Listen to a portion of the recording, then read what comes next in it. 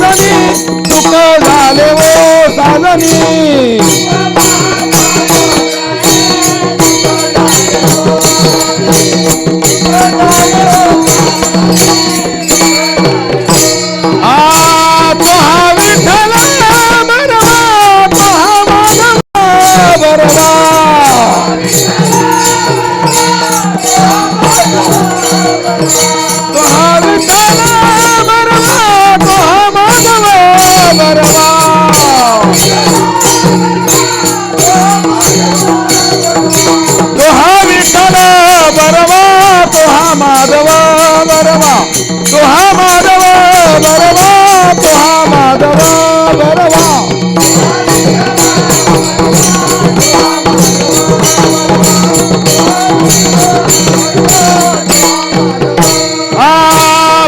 सुकृताची जोडी म्हणून विठ्ठली आवडी म्हणून विठ्ठली आवडी म्हणून विठ्ठली आवडी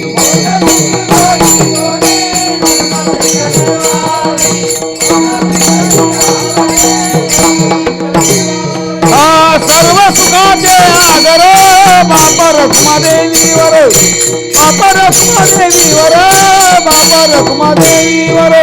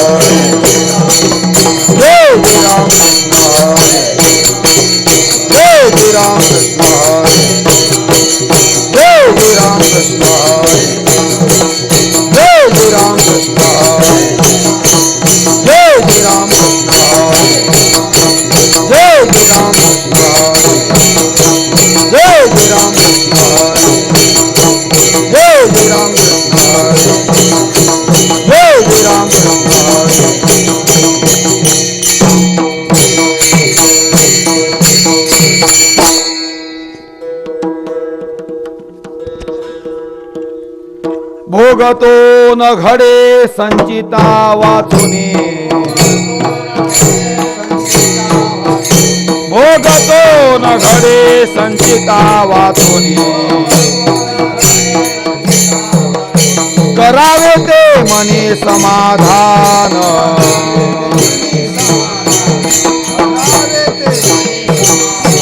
भोगतो न घडे संचिता वाचुनी भोगतो न घडे संचिता वाचुनी करावे ते मनी समाधान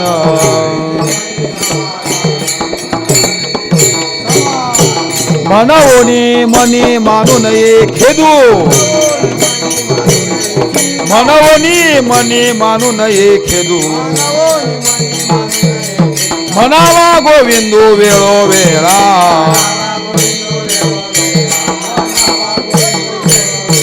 आणि कारुसावे न लगे बहुता आणि कारुसावे न लगे बहुता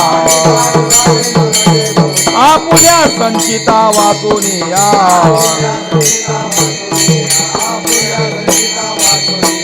मनवोनी मनी मानून येते मनवोनी मनी मानून येते म्हणावा गोविंदू वेळोवेळा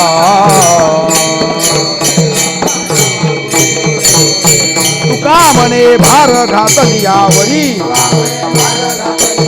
तुका म्हणे भार घातली यावरी होईल कैवारी नारायण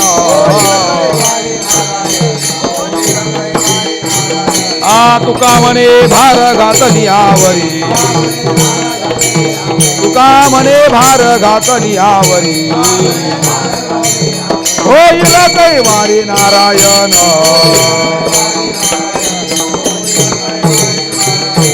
मनवनी मनी मानू नये खेदो मनवनी मनी मानू नये खेदो मनावा गोविंदू वेळोवेळा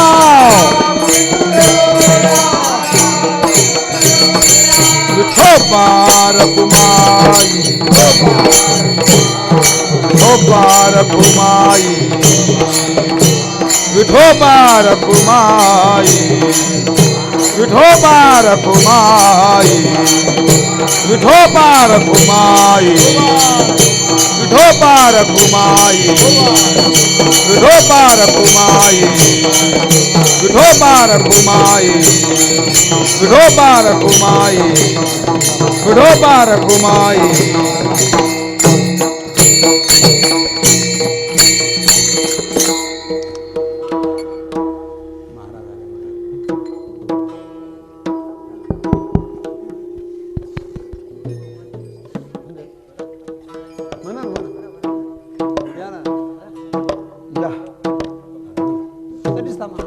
एक पुढे वाला लागला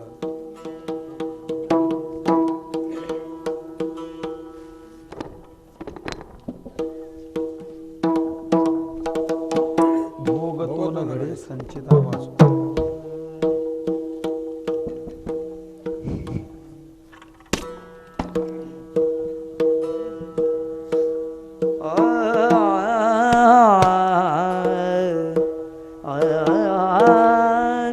भोगतो ना गळे संचिता वाचोनी भोगतो ना गळे संचिता वाचोनी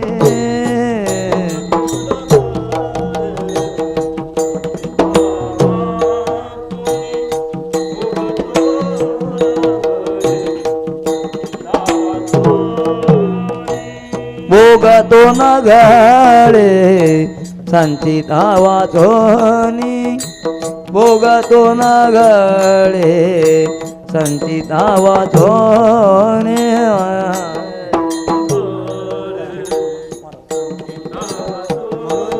करावे ते मनी समाधान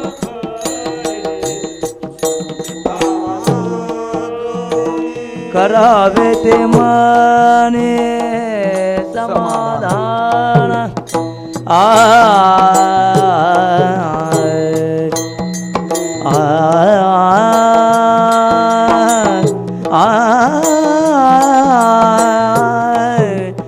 करावे ते मनी समाधान मनी मानून समाधान मनोनिय माने म्हणून खेदा मनोनिय माने म्हणून खेदो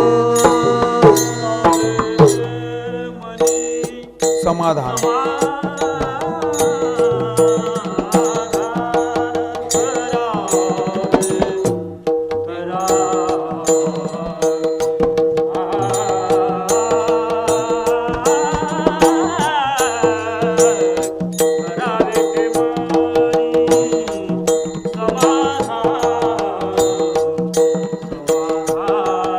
मनवनी मनी मानून खेदू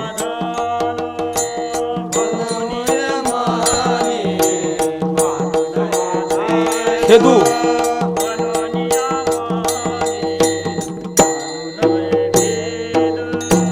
मनावा गोविंद वेळो वेळा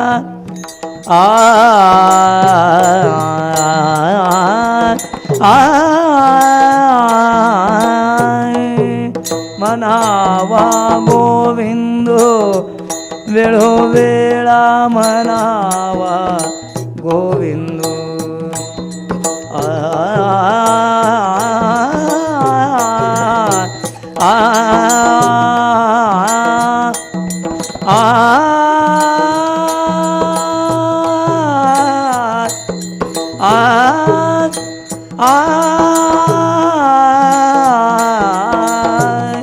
मनावा गोविंद मना म्हणावा गोविंदू म्हणावा गोविंदू म्हणावा गोविंदू आ आ आ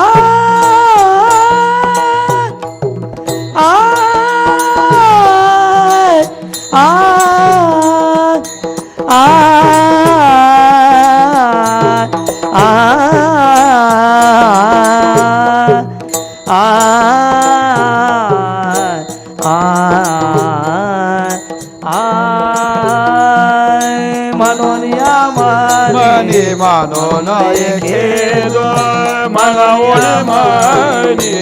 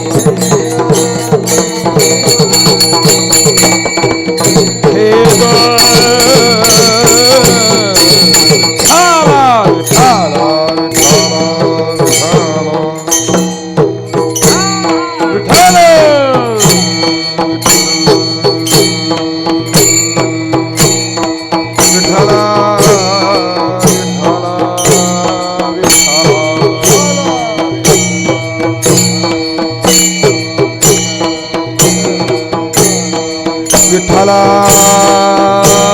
विठ्ठला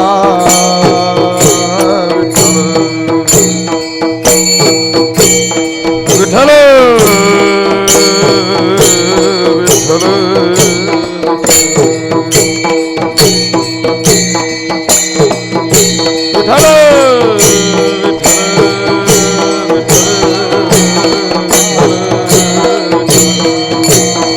पुंडलिका वरदे हरी विठ्ठल श्री ज्ञानदेव पंढरीनाथ भगवान की विठ्ठल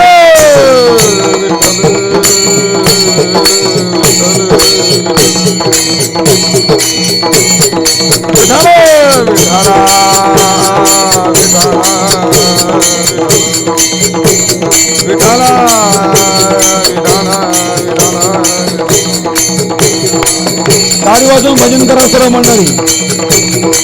पाठीमागची मंडळी हाताने टाळी वाजून भजन करा.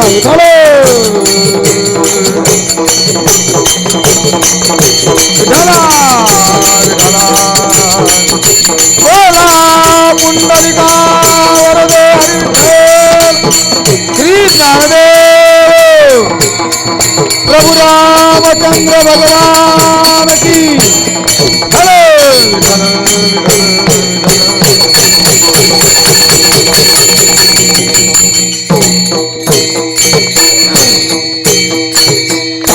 भोगतो न घडे संचिता वाचुनी भोगतो न घडे संचिता वाचुनी करावे ते मनी समाधान म्हणवणे मनी मानू नये खेदू म्हणावा गोविंदू वेळोवेळा आणि का रुसावे न लगे बहुता आपुल्या संचिता वाचुनिया म्हणवणे मनी मानू नये खेदू म्हणावा गोविंदू वेळोवेळा तुका म्हणे भार घातली यावरी होईल कैवारी नारायण म्हणवनी मनी मानू नये खेदू म्हणावा गोविंदू वेळोवेळा विठाला विठाला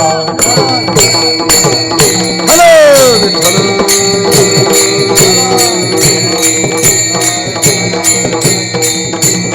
विठाला विठाला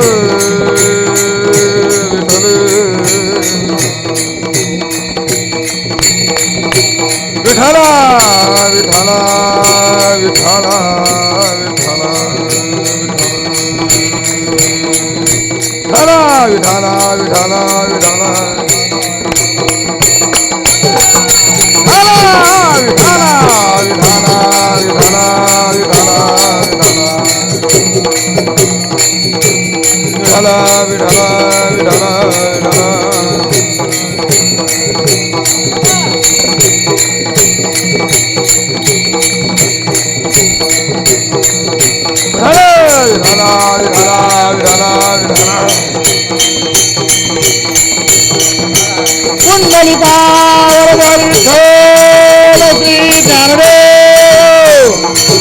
जगद्गुरु तुकाराम महाराज की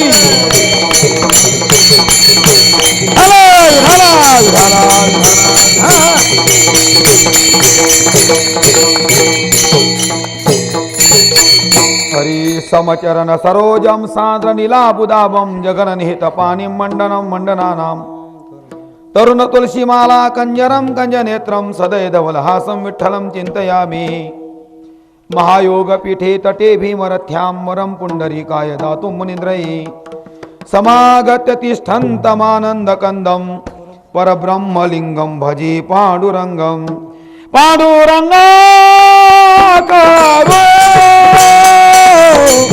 प्रथम नमन पाण्डुरङ्गाकारो प्रथम नमन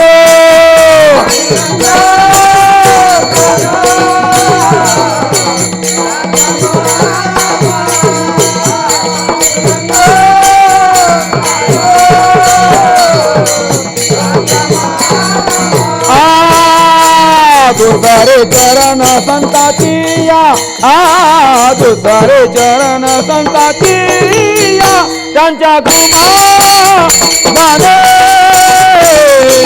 कथेचा विस्तारू त्यांच्या कृपा माने कथेचा विस्तारू दुसरे चरण संतातिया दुसरे चरण संतातिया त्यांच्या कृपा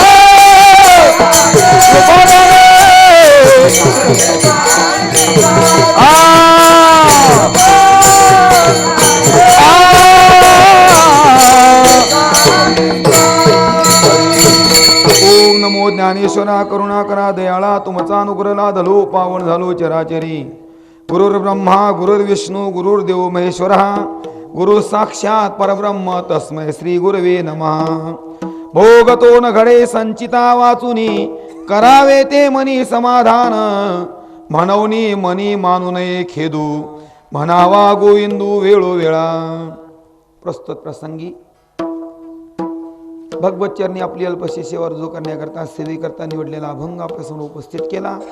हा अभंग महाराष्ट्र भूषण वैराग्य मूर्ती लीला विग्रही निर्विकारी ब्रह्मचैतन्य विश्वसंत विश्ववंद्य जगद्गुरु तुकोबार यांचा 4 चरणांचा असून या अभंगातून तुकाराम महाराज मनुष्य जीवनाला एक योग्य प्रकारची समज देत असताना मनुष्य जीवनामध्ये भोगावे लागणारे सुखदुःखाचे जे भोग आहेत त्या सुखदुःखाच्या भोगाला नेमकं काय कारण आहे ही समज तुकोबार अभंगाच्या द्वारा आपल्या समोर ठेवत आहे। अभंगाचं काही चिंतन करण्यापूर्वी थोडासा परिहार देणं आवश्यक आहे आणि तो म्हणजे असा, आज माझ्याकडे आलेली याची ही कीर्तनाची सेवा आपल्या या शंभा गावी गेली जवळजवळ 2 वर्षापासून होत असणारा हा भव्य असा नाम सप्ताह सोहळा मागच्या वर्षी ह्याच गावामध्ये फक्त जागा बदलली, दुसरं काही नाही। ग्रामस्थांच्या तर्फे परिसरातील गुणीजन वारकरी मंडळींच्या उपस्थितीमध्ये फार मोठ्या भव्य प्रमाणात सोहळा पार पडला. मागच्या वर्षाच्या सप्ताहामध्ये आपण रामायण कथा ऐकली आणि या वर्षाच्या सप्ताहामध्ये आपण महाभारत कथा ऐकतो आहोत. तसे आपण भाग्यवानच आहोत, काही प्रश्न नाही. कारण तुम्हा आम्हाला अशा काही गोष्टी प्राप्त झाल्या न मिळवता प्रयत्न न करता. 5 ग्रंथ, 5 संत आणि 5 तत्व. 5 ग्रंथ रामायण, महाभारत, श्रीमद भगवद्गीता, श्रीमद भागवत महापुराण. किती झाले सांगा ना? 4. आणि एक तुकोबाऱ्यांची गाथा. आवाज कमी करा सांगता, आवाज कमी करा सांगा. तुकोबाऱ्यांची गाथा. असे 5 ग्रंथ तुम्हाला लाभलेत. जसे हे 5 ग्रंथ आहेत, या 5 ग्रंथांमधून 5 तत्व तुम्हाला मिळालेत. कोणते 5 तत्व? भक्ती, ज्ञान, वैराग्य, शांती आणि गुरुनिष्ठा. हे 5 ग्रंथ तुम्हाला 5 गोष्टी शिकवत आहे. आणि हेच 5 तत्व 5 संतांच्या रूपात साकार बनलीत आणि तुम्हा आम्हाला जीवन घडवण्याचं फार मोठं उपकारी असं कार्य त्यांनी समाजाकरता केलंय. ते 5 संत. ते कोणते कोणते 5 संत? तुकोबाराय, ज्ञानोबाराय, नामदेव महाराज. किती झाले? एकनाथ महाराज 4 आणि निळोबाराय 5. आता हे 5 संत, मी जे सांगितले जे 5 तत्व, हे 5 तत्वच साकार बनलीत आणि हीच 5 तत्व 5 संतांच्या रूपात सगुण रूपाला येऊन बालक्रीडा करून आणि समाज घडवण्याचे एकमेव कार्य त्यांनी केलं. धरुणी सगुण रूपे, धरुणी सगुण रूपे केली बालक्रीडा, धरुणी सगुण रूपे.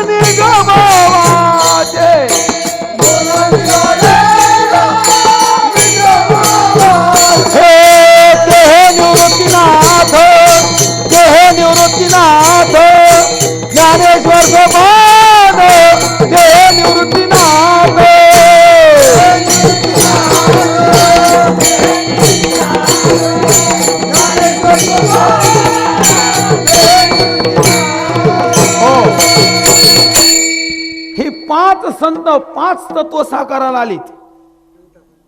ज्ञानोबाराय, तुकोबाराय, नामदेव महाराज. भक्ती, ज्ञान आणि वैराग्य. जर वैराग्य शोधायचं असेल, वैराग्य पाहायचं असेल, तर तुम्हाला खऱ्या अर्थाने मूर्तिमंत आणि साकार बनलेलं वैराग्य सापडेल देहुला तुकोबाऱ्यांच्या रूपात. खरंच ज्ञान पाहिजे असेल, ते चालते ज्ञानाचे बिंब, तयाचे अवयव ते सुखाची कोंब, परी माणूस पण हे भांबलौकिक भाग. चालतं बोलतं कैवल्य. आळंदीला चला, तुम्हाला ज्ञानोबाऱ्याच्या रूपात पाहायला मिळेल. कैवल्याचा पुतळा प्रगटला भूतळा, उघडे परब्रह्म श्री गुरुची मूर्ती. म्हणून संत हे चालतं बोलतं ज्ञानाचं प्रतिबिंब ज्ञानोबाराय.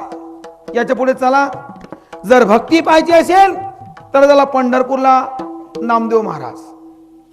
काय शक्ती होती महाराज प्रेमात आणि भक्तीमध्ये. तातडीच्या हाते दामू शेट्टी गेला, नैवेद्य तो नेला नामदेवे. नैवेद्य घेऊन रावळाशी गेला, हा कमारी त्याला विठो विठो. येई झाड करी जेवी लव करी, माता माझी घरी वाट पाहे. अज्ञान म्हणून कार्य जेवी नासी, देईन पायापाशी प्राण माझा. दामू शेट्टीने 12 वर्षापर्यंत देवाला नैवेद्य द्यायचा नियम करावा. 12 वर्षात देवानी असं सुद्धा विचारलं नाही, दामू शेट्टी आज काय आणलं जेवणासाठी? जेवण तर दूरच राहिलं महाराज. पण पहिल्याच दिवशी पहिल्याच प्रसंगाला दामू शेट्टीला गावाला जायचा प्रसंग आला. दामू शेट्टी गावाला निघून गेले आणि नैवेद्य द्यायची पाळी नामदेव महाराजांवरती आली. मला असं वाटतं की नामदेव महाराजांच्या घरून रोज नैवेद्य देवाला जात होता. आपल्या जातो की नाही मला माहिती नाही, कारण आपल्याला एवढी सवड बी नाही का. कोणी असं म्हणेल की महाराज नामदेवाचं कुटुंब छोटंसं असेल म्हणून त्यांना ते जमत होतं, पण आमचं शक्य नाही. नामदेवराज कुटुंब जेवढं होतं ना तेवढं आपलं कोणाचंच नाही आज बी. कारण आपलं कुटुंब आता काय आहे, हम दो हमारे दो. आणि जास्त प्रगती मानली तर हम दो हमारे 25 नाही का. पण नामदेव महाराजांचं कुटुंब होतं. जर किती लोक होते, मेंबर होते, मोजायचे तुम्हाला पाहिजे. ऐका मोजा. राजा गोनई दोघी सासू सुना दामा नामा जाना बापले का किती झाले?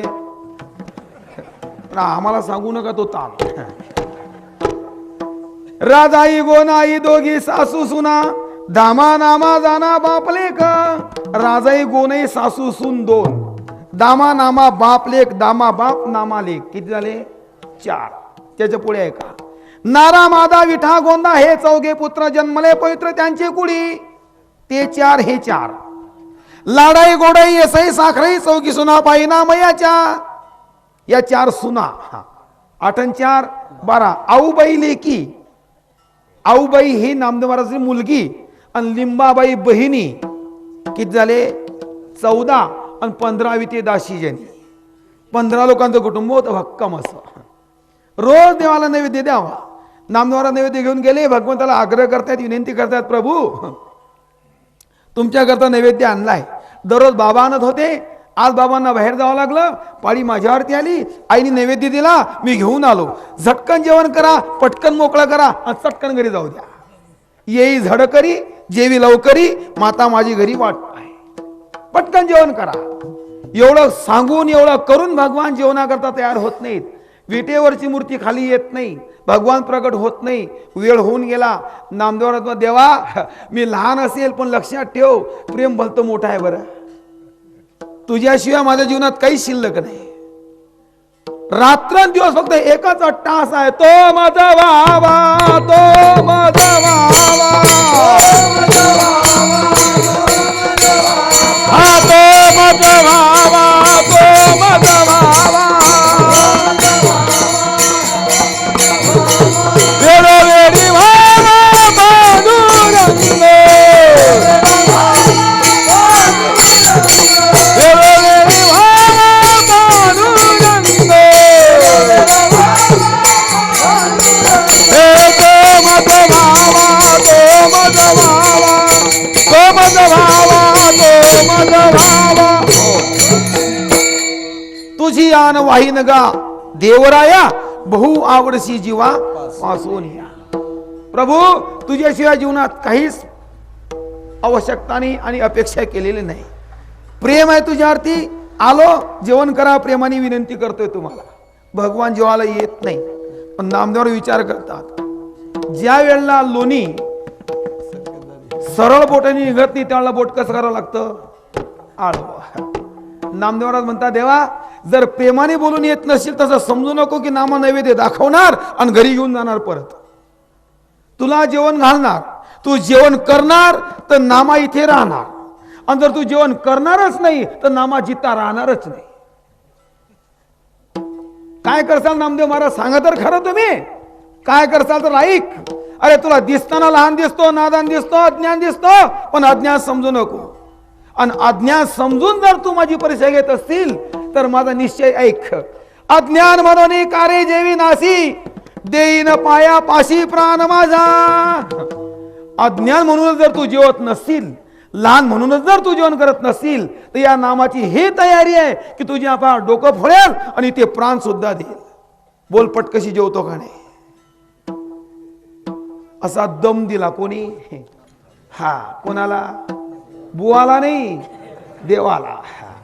आणि नामदेव महाराजांचं प्रेम आणि निश्चय पाहावा आणि काय चमत्कार घडावा. मारा विटेवाराची मूर्ती थरथरा कापली, विटेवाराची मूर्ती थरथरा कापली.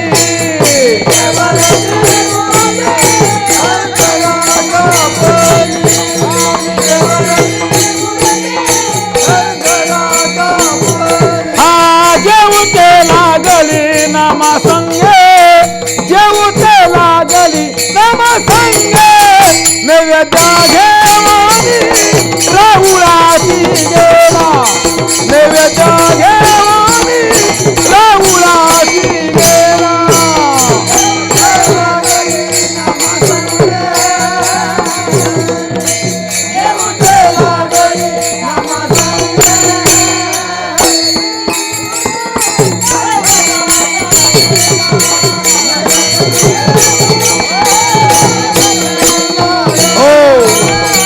विटेवरची मूर्ती थरथरा कापरीन जीव ते लागली नामा संगे काय ताकद होती नामदेवाच्या भक्तीची फिरविले देऊळ जगा माझी खाती अन नामदेवा हाती नोहे हा सामान्य महिमा संतांचा नैवेद्य हातीचा मूर्ती देवी नैवेद्य हातीचा मूर्ती देवी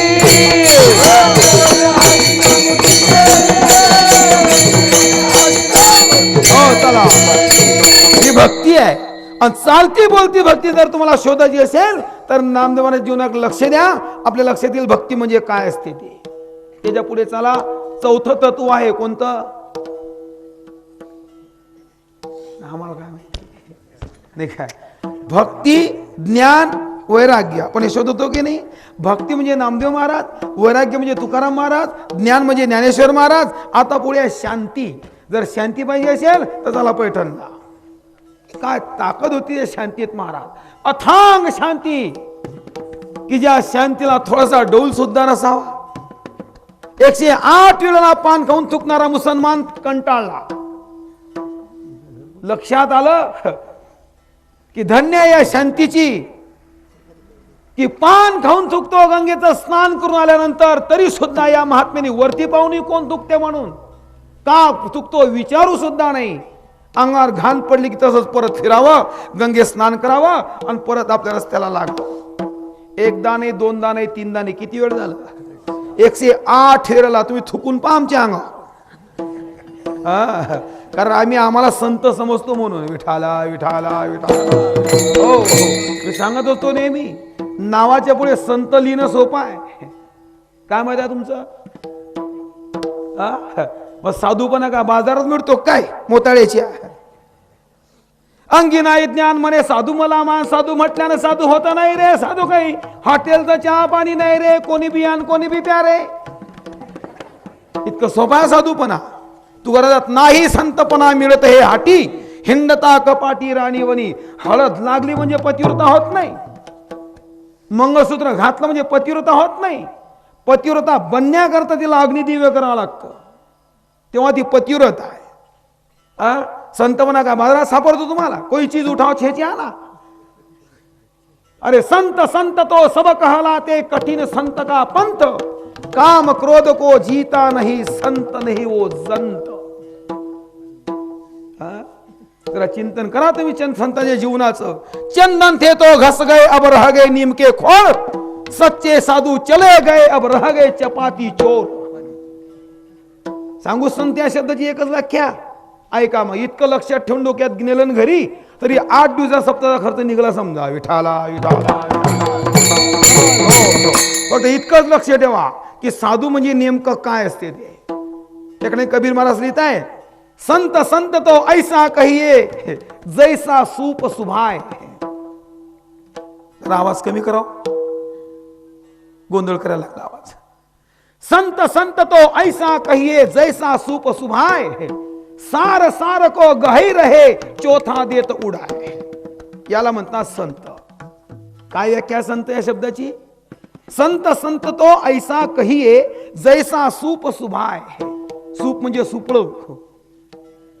आपण ज्याला घरी गव्हाच्या कांड्या आणतो टुश्या मग त्या कांडतो कांडल्या म्हणजे मग त्या पाखळा लागतात त्याला गहू आपल्याला बाहेर काढायचे आणि भुस बाहेर फेकायचं आहे. मग बाई काय करते सुपात टाकते ते सर भुस बिन दाना ते त्याला बदग म्हणता का आपल्याकडे. म्हणजे ज्यात भुस बी आहे आणि ज्यात दाना बी आहे त्याला काय म्हणतात बदग. मग ती बदग सुपात घेते बाई आणि त्या सुपाला अशी झापा मारते. आता ज्याला सुपात ती पाखडते त्याला सूप काय करतं दाना पोटात ठेवतो का दाना बाहेर फेकतो. दाना ठेवतो पोटात आणि भुस फेकतं बाहेर. मग सांगू का, ज्याने भूस भूस फेकलं आणि दाना दाना निवडला त्याचं नाव साधू. विठाला विठाला विठाला. अजून एक व्याख्या सांगू. आमचे ज्ञानोबा असं म्हणतायत, या उपाधी माझी गुप्त चैतन्याचे सर्वगत ते तत्वज्ञ संत शिकारी. ज्यांनी चैतन्य नावाचं तत्व जाणलं त्याला म्हणा साधू. म्हणून साधू इतपणा इतका सोपा नाही. महाराज एकनाथ महाराजांच्या अंगावरती 108 वेळा पान खाऊन थुकणारा मुसलमान विचार करतोय धन्य आहे या शांतीची की 108 वेळा पान खाऊन थुकतो तरी हा बाबा वरती पाहायला तयार नाही. शेवटी पान खाऊन थुंकणारा कंटाळला आणि त्याला अपमान वाटला. 109 वेळा ज्याला महाराज आंघोळीला गेले, आंघोळ करून आले, त्याला थुकला नाही. श्री संताची माथा चरणावरी साष्टांग करी दंडवत, साष्टांग हे करी दंडवत, साष्टांग करी दंडवत.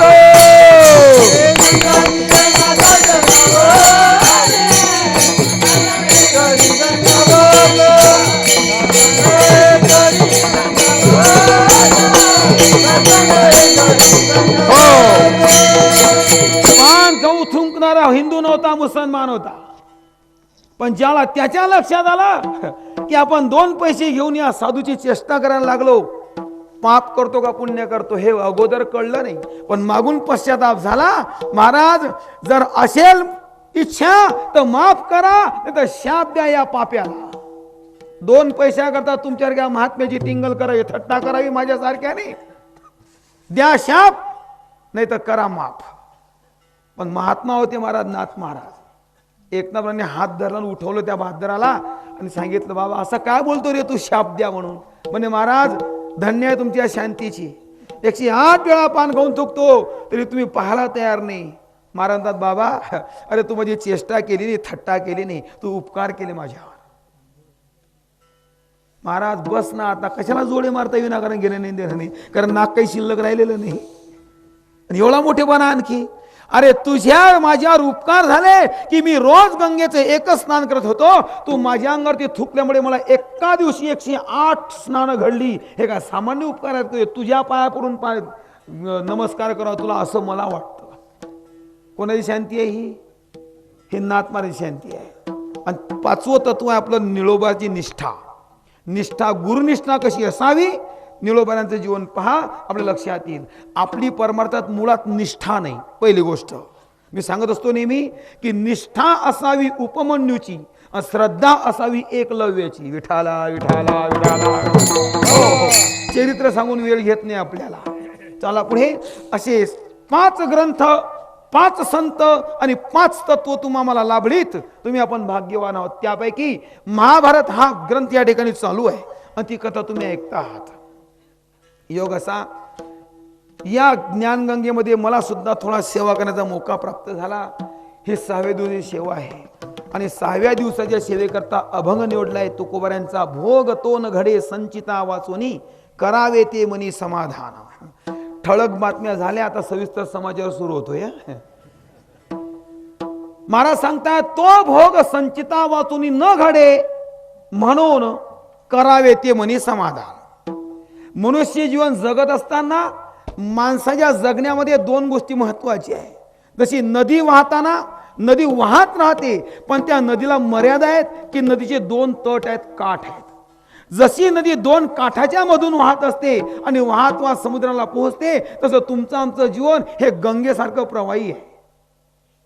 गंगा कुठेतरी एखाद्या डोंगरातून उगम पावते आणि समुद्राला मिळते, तसं तुमची आमची जीवनगंगा ही उगम पावली जन्मापासून आणि तिला मिळायचंय कुठे? मृत्यूपर्यंत जाऊन मृत्यूच्या समुद्राला. पण ही सुद्धा वाहत असताना कुठेतरी कशी तरी जात नाही, ही 2 काठातूनच वाहते तुमची आमची जीवनगंगा. त्या गंगेचे 2 काठ अलीकडचा पलीकडचा, तसा आपल्या जीवनगंगेचे 2 काठ, एक सुखाचा आणि एक दुःखाचा. मनुष्य जीवनात निव्वळ सुखही नाही आणि मनुष्य जीवनात निव्वळ दुःखही नाही. हात वर करा, कोण सुखी आहे म्हणून आहे? आपल्या जीवनाचं दर्शन आपल्याला घडलेलं नसलं तरी आपल्या जीवनाचं दर्शन संतांनी घडवून घेतलं आणि तुम्हाला समज दिली त्यांनी. जो देखे सो दुखिया बाबा सुखिया कोई नहीं रे, राजा दुखिया परजा दुखिया दुखिया धनरंकारे. कोणाकडे पहा, कोणी असं हातीवर छातीवर हात ठेवून सांगत नाही महाराज माझ्यासारखा सुखी कोणीच नाही. करा बरं हात तुमच्यापैकी कोणतरी की माझ्यासारखा सुखी कोणीच नाही. आहे कोणी सुखी नाही. पण एक जात सांगतात बरं का बाबा सुखी, कोणती माहिती आहे? निर्लज्जम सदा सुखी. कशी काय सुखी आपल्याला माहिती नाही, नाही काय, पण सुखी नाही. अर्थात सुख शोधूनही प्राप्त होत नाही. म्हणजे जो पाहावं ज्याच्याकडे पाहावं तो कसा आहे? दुःखी. सुखी कोणी नाही. मग जर सुखीच कोणीच नाही तर मी तुम्हाला प्रश्न विचारतो, दुःखी कोण आहे? हात वर करा. मग आता तुमचा हाही पक्ष नाही तोही पक्ष नाही, मग का अपक्ष आहेत का तुम्ही? कारण सुखी म्हणतो तर तुम्ही हात वर केलेले नाही आणि दुःखी म्हणतो तर तुम्ही हात वर केलेले नाही. म्हणजे तुम्ही सुखी बी नाही असं समजू का? कारण असं नाही म्हणजे सोय नाही. कारण सुख आणि दुःख या दोन्ही गोष्टी अनुभवाला आपले येत आहेत. म्हणजे सुखी नाही आणि दुःखी नाही. चला मग हे सुख नाही आणि दुःख नाही, ह्या दोन्ही गोष्टींना जे आपल्याला मिळतात, कधी सुख तर कधी दुःख, कधी सुख तर कधी दुःख, नाही का? मग आता आपला स्वभाव आहे, ज्या वेळेला माणसाला एखादा दुःखाचा प्रसंग भोगण्याचा पाळी आली किंवा प्रसंग आला की मनुष्य डोक्याला हात लावून बसेल, कोणाजवळ तरी बोलत बसेल, काय करावं काय करावं काय करावं. मनुष्य दुःखाच्या क्षणाची मोजमाप करतो आणि बोटा गणित दिवस मोजत असतो दुःखाचे. हा स्वभाव आहे प्रत्येकाचा. पण ज्या वेळेला माणसाच्या जीवनात सुखाचे आठवडे निघून जातात तरी माणसा लक्षात येत नाही की आपण किती दिवस सुख भोगलं. हाही स्वभावच आहे तुमचा आमचा. म्हणजे सुख आणि दुःख अशा या दोन्ही गोष्टींनी मिश्रित असणारं तुमचं आमचं जीवन. पण सुखाचा दुःख विचार न करता दुःखाचा विचार आपण केल्याशिवाय राहत नाही. माऊली असं एका ठिकाणी अमृताची 7 वाकुडी लागो का अनुघडी. 7 दिवस झडी जर अमृताची लागली तर माणसं विचार करत नाही आणि 3 दिवस किंवा 2 आठवडे जर ताण पडला तर माणसं विचार केल्याशिवाय राहत नाही. हा स्वभाव आहे प्रत्येकाचा. मग हे येणारे सुख दुःख म्हणजे नेमकं कारण काय असेल? माणसं भोगतात प्रश्न नाही, पण जी माणसं विचारी असतात ना ती माणसं विचार सुद्धा करतात कधी कधी. जन्मापासून तर आतापर्यंत मी कधी पाप केलेलंच नाही, जन्मापासून आतापर्यंत मी जर अधर्म केलेलाच नाही, जन्मापासून आतापर्यंत मी अकर्म केलेलंच नाही, वाईट कर्म जर केलेलंच नाही तर या वाईट कर्माचं फल म्हणजे दुःख, पाप आणि पापाचं स्वरूप म्हणजे दुःख हे माझ्या जीवनात येते कसं? हे फक्त विचारी माणसाला प्रश्न पडतो बरं, दुसऱ्यांना नाही. मग वाटते असे विचारी फार थोडे आहे. आणि त्यातल्या तुम्ही पहा, जर परमार्थ करणारा जर साधक असेल ना असा एखादा, मग त्याच्यावरती लोकांना बोलायला भलती मजा नाही का? एखादा माळकरी असू द्या, एखादा टाळकरी असू द्या, एखादा वारकरी असू द्या, का देवदेव तर भले करता, मग तुमची बायको मरा म्हणजे अवघड आहे की नाही? हा धंदा कोणाचा? हा आमच्या भाषेत सांगू का, हे नास्तिक डोंकावडे. विठाला विठाला विठाला विठाला हो हो का माळकरी देव पारायण सुटत नाही, हरिपाठ सुटत नाही, एखादी सुटत नाही, वारी सुटत नाही, अमकं होत नाही, डमकं होत नाही, टमकं होत नाही, तरी तुमची बायको मेल्याशिवाय राहत नाही. मग वारी करून फायदा तरी काय? अशा टोचा मारतात ते कोण कोण? हे डोंकावडे. हे कारण कावळीची नजर कुठे असते नेमकी? आता हे मी सांगायला पाहिजे तुम्हाला नाही का? हे बरोबर तिथेच टोच मारतात का वाळकरी. मग एवढं देवदेव करून जर तुमच्या जीवनातलं दुःख संपत नाही तर तुमच्यापेक्षा आम्ही बरे की नाही? देवदेव बी करत नाही आणि बायकोही मरत नाही. घ्या इथून सुरुवात आहे काही लोकांची. आणि जर कदाचित हा साधक किंवा हा पांतस्थ मार्गस्थ पारमार्थिक पथावरचा हा जर कच्चा विचाराचा असेल ना तर शक्यता आहे की तो घसरू शकतो. तो देवदेव करण्यात काही मजा नाही. जाऊ द्या, हे पाप करतात तरी यांचं काही होत नाही, आपण देवदेव करतो तरी आपलं लक्ष राहत नाही. बरं खरं सांगू का तुम्हाला, पाप करणारी का पुण्य करणारी का? ज्या वर्तमान काळात जी माणसं जे भोगतात त्या वर्तमान काळात केल्या जाणाऱ्या पाप आणि पुण्य या कर्माचा आणि त्या सुखदुःखाचा नया पैशाचा संबंध नसतो. विठाला विठाला विठाला विठाला थोडा आवाज कमी करायला लाव. विठाला विठाला विठाला विठाला विठाला. हो, नया पैशाचा संबंध नसतो. मग वर्तमानकाली केला जाणारा परमार्थ आणि त्या परमार्थिक जीवनात वर्तमानकाली भोगाला लागणारे सुखदुःखाती भोग यांचा जर संबंधच जीवनात नाही, काही कार्यक्रम संबंध नाही, तर महाराज आम्हाला असं सांगा तुम्ही, आम्ही परमार्थ करतो पण आमच्या जीवनामध्ये कधी कधी असे बेकार प्रसंग येतात की ते नकोशे वाटतात. मग याला कारण काय त्याचं सांगा. बरोबर आहे ना? बरोबर आहे ना? जर आपण अखंड जीवनभर परमार्थच करतो तर परमार्थ करणाऱ्याला सुख प्राप्त होते असे वचन आम्ही ऐकतो आणि एवढा परमार्थ करतो आणि जर आमच्या जीवनातली दुःख संपत नाही तर मग आमचा परमार्थ करण्यात मजा तरी काय आहे. तर याचं कारण ऐका.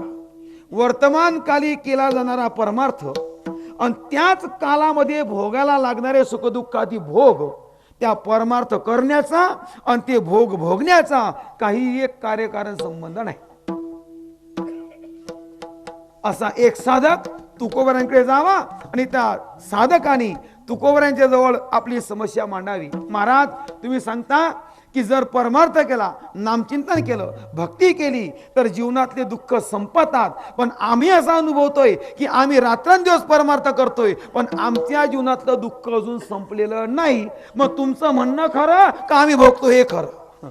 महाराज म्हणतात मी सांगतो हे खरं आहे आणि तू भोगतो तेही खरं आहे. मग मी जर सुखदुःखाचे भोग भोगतो हे खरं मला वाटतं पण तुमचं म्हणणं मला खरं वाटत नाही. का? कारण मी परमार्थ करतो आणि दुःखही भोगतो. आणि जर तुम्ही म्हणत असाल की त्याचा कार्यकारण संबंध काहीच नाही तर मला उत्तर द्या की माझ्या पारमार्थिक जीवनामध्ये वर्तमान कालामध्ये केला जाणारा परमार्थ आणि भोगायला लागणारे सुखदुःखादी भोग यांचा जर संबंध नाही तर माझ्या जीवनात येणारे भोग हे नेमके कारण कशाचं, याचं उत्तर पहिले द्या. तुकोबारांचा चिंता करू नको, त्याचं उत्तर देतो. आणि त्याचं उत्तर तुकोबारा देत असताना त्या साधकाचं समाधान करतात ते अभंगाच्या पहिल्या चरणात. भोगतो न घाडे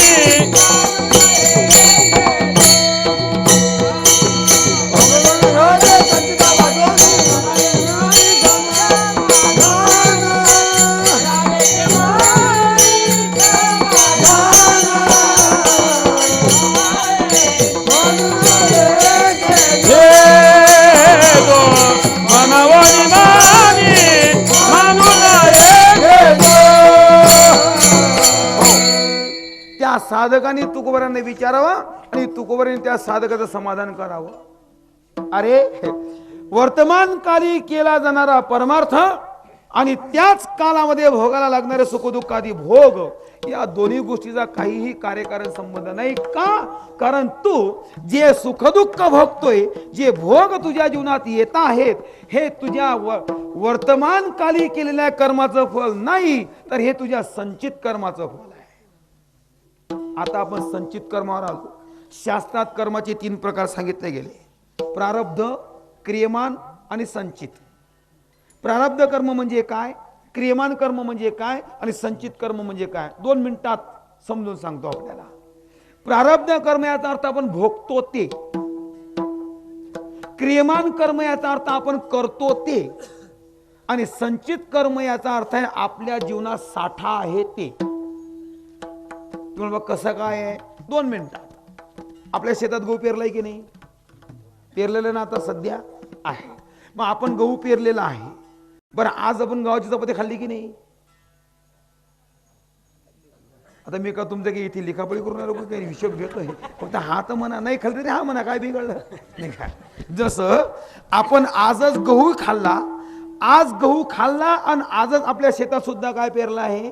गहूच आहे. मग पेरलंय गहूच आहे आणि खाल्लेला सुद्धा काय आहे? गहूच आहे. आता मी तुम्हाला असं विचारतो, तुम्ही आज जो गहू खाल्ला, हा गहू तुम्ही आज पेरलेला खाल्ला का? नाही. मग तुम्ही आज जो गहू खाल्ला हा कधी पेरला होता? मागच्या वर्षी. खोटं बोला पण रेटून बोला. कधी पेरला होता? मागच्या वर्षी. मग मागच्या वर्षाचा पेरलेला गहू तुम्ही या वर्षी खाताय, बरोबर? आज तुमच्या शेतात जो उभा आहे हा गहू तुमच्याकडे तयार होणार आहे, मग तो तुम्ही कधी खाणार? तो पुढच्या वर्षी खाणार. हे लक्षात आलं ना तुमच्या? बस असंच आहे, बाकी काहीच नाही. आज जे भोगतोय ना, हे या जन्माचं नाही, ते मागच्या जन्माचं आहे. आणि तुम्ही आज जे करताय ना, हे तुम्ही पुढे भोगणार आहेत, हे विचार करू नका, चुकणार नाही. मग तुम्ही काही करा, किती वचवच करा का किती मस्ती करा, हे भोगावं लागणार, म्हणजे भोगावं लागणार.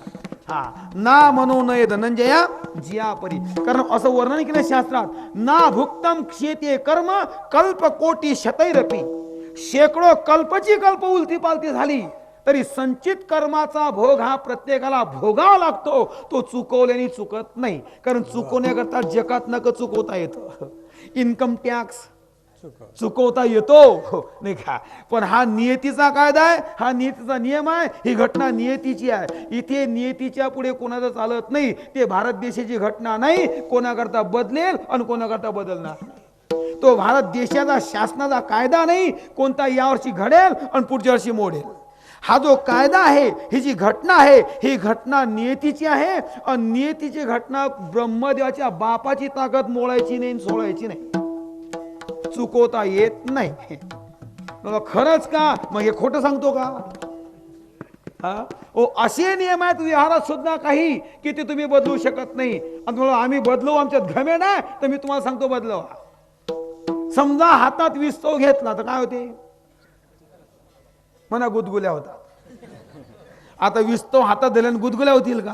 नाही. मग चटका लागतो ना. मग जर चटका लागतो तर हा लहान्याला लागतो का शहाण्याला लागतो? पटकन बोला. सर्वांनाच लागतो. बरं, सुशिक्षिताला लागतो का अशिक्षिताला लागतो? सर्वांना. तरुणाला लागतो का म्हाताऱ्याला लागतो?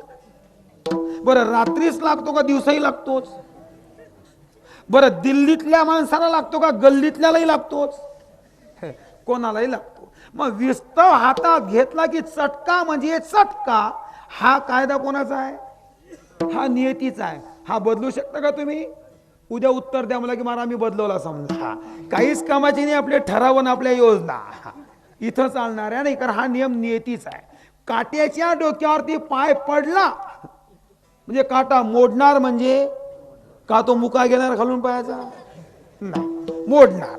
पडला ना काट्यावर पाय, मग तुमचा जाणून पाय पडू द्या का न कळत पाय पडू द्या, काटा मोडणार म्हणजे मोडणार. हा कायदा मोडू शकता का नियम? नाही. मग तसा नियतीचा नियम आहे. संचित कर्म जमा आहे ना, मग ते भोगावं लागणार म्हणजे लागणार. मग तिथे जीव असो का देव असो. याच्या पुढे जाऊन सांगू का? हा जाऊन सांगू. बुवा असो का देव असो. याच्या पुढे सांगू का? देव असो का देवाचा बाप असो. हे चुकलेलं नाही. कारण हे कर्म संचित आहे. संचित कर्म हे जमा झालेलं आहे. बरं, कोणी केलेलं आहे? भविष्यपुराणाचं वर्णन केलंय. इह जन्म कृतम कर्म परजन्मनी प्राप्यते, पूर्व जन्म कृतम कर्म भोक्तव्यम तू सदा नरैहि. आज आपण जे भोगतो आहे हे आपल्या मागच्या जन्मात त्या केलेल्या कर्माचं फल आहे आणि ते तुम्हाला भोगावं लागणार. आणि ते संचित झालेलं आहे. संचित या शब्दाचा अर्थ आहे सम, हा उपसर्ग आहे. चिनोती म्हणजे गोळा होणे. जे करून गोळा झालेला आहे त्याचं नाव आहे संचित. आणि हे संचित कर्म कोणाला चुकलेलं नाही, ते भोगून संपवावं लागतं, चुकवल्याने चुकत नाही.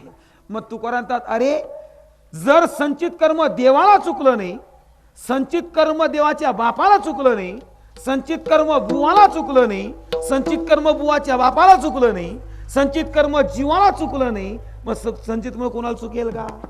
कोणाला चुकणार नाही. हे फक्त काय करावं लागते, भोगावं लागतं. याचं नाव आहे संचित. क्रियमान जे करतो ते, प्रारब्ध जे भोगतो ते, आणि संचित जे जमा आहे ते. लक्षात आलं? महाराजांना भोगतो न घडे संचिता वाचोनी. मग तुम्ही असं विचारा, महाराज खरंच काय हो, देवाला सुद्धा चुकलेलं नाही. ओ देवाला नाही, देवाच्या बापाला चुकलेलं नाही. देवाचा बाप काढणारे तुम्ही कोण, मी कोण? पण आमचे ज्ञानोबा वर्णन करता ठिकाणी, कर्मे दशरथ वियोगे मेला, कर्मे दशरथ वियोगे मेला, कर्मे श्रीराम वनवासा गेला, कर्मे श्रीराम वनवासा गेला, कर्मे रावण छे पावला, कर्मे रावण छे पावला, वियोग घडला सीता देवी, वियोग घडला सीता देवी, पर्यसी गव्हारा सागर, पर्यसी गव्हारा सागर,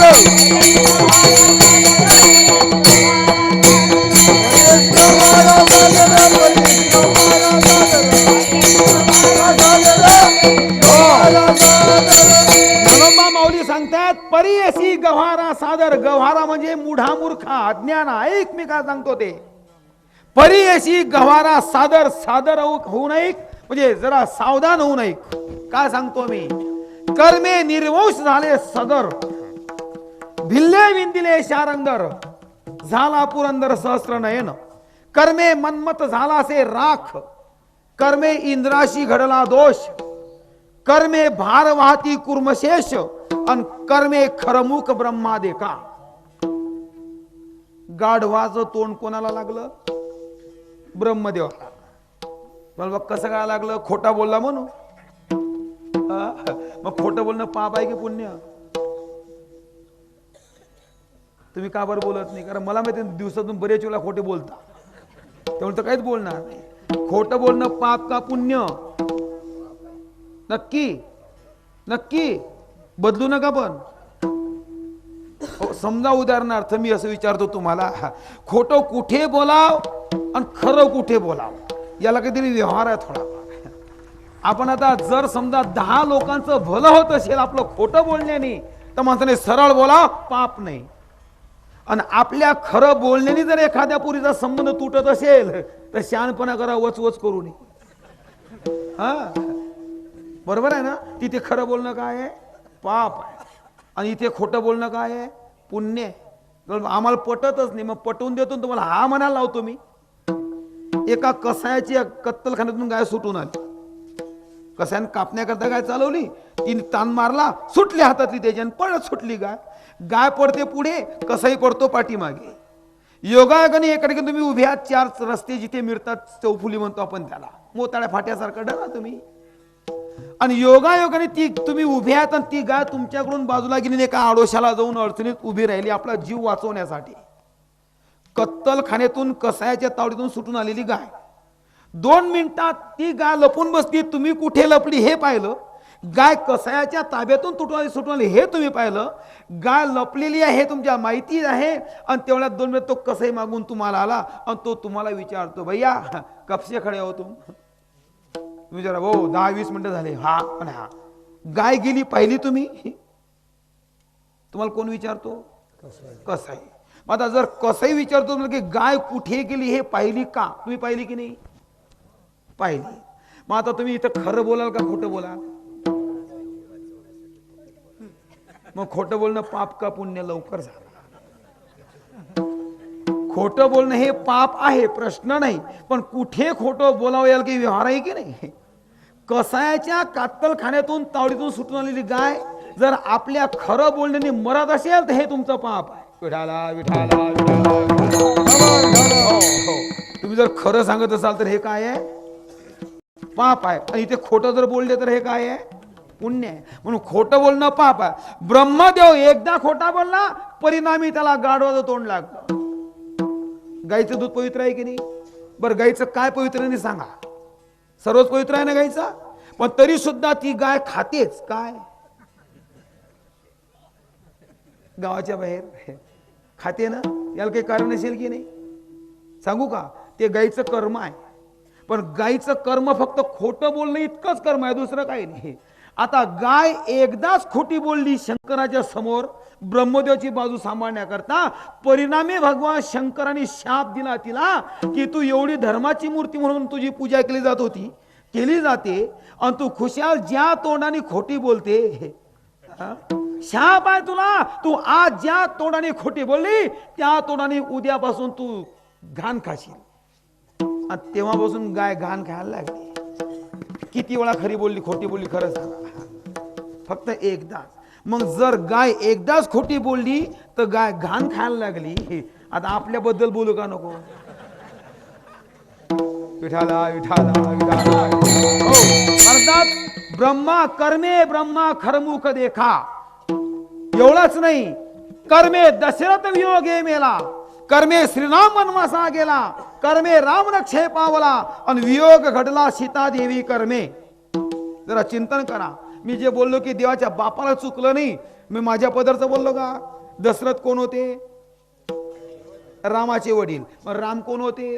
मन आमदार. नाही का? राम कोण होते? देव होते की नाही? पूर्ण ब्रह्म श्रीकृष्णा ज्याप्रमाणे राम नामे करिता घोष, जेने तुटती भवपाश, की ज्याच्या नामामध्ये इतकी ताकद आहे की संसारासारखं दुस्तर बंधन जीव हा मुक्त होऊ शकतो. त्या बंधन इतकी ताकद ज्याच्या नामात आहे. त्या भगवान राम प्रभूचे वडील दशरथ राजा, पण त्या दशरथाला सुद्धा आपल्या संचित कर्माचा भोग चुकलेला नाही. मग आता तुम्ही सांगा की जर देवाच्या बापाला चुकलं नाही तर आपल्या चुकणे नाही का? कारण ते आपणच केलंय. मग सुख असो का दुःख असो ते आपल्याच कर्माचं फळ आहे. आमचं असं प्राप्त आहे का? हो, कारण जसं पेरलं तसं उगवतं, असा एक नियम आहे. काय बोललो मी? जसं पेरलं ते उगवतो. जर तुमचं कर्म चांगलं असेल तर तुम्हाला दुःखाचा संबंधच येणार नाही. पण ज्या ते दुःख भोगावं लागतं त्यावरती नक्कीच कर्माचा काहीतरी फॉल्ट आहे आपल्याला. त्याकडे कसं वर्णन केलं हिंदी कवींनी, कर्म तेरा अच्छा है तो किस्मत तेरी दासी है. कर्म तेरा अच्छा है तो किस्मत तेरी दासी है. अरे नियत तेरी साफ है तो घर में मथुरा काशी है. गरज नाही कोणा गोष्टीची, पण आपली नियती जितकी बेकार झाली की आपल्या शेतात भुईमुग असताना सुद्धा भुईमुगाच्या झाडाला किती शेंगा लागल्या हे पाहण्याकरता आपल्या शेताला झाड उपटत नाही, आपण शेजाऱ्याचं उपटून घरी आणतो. आता इतकी जर नियत बेकार झाली आपली तर मग अजून काय शिल्लक राहिलं? विठाला विठाला विठाला.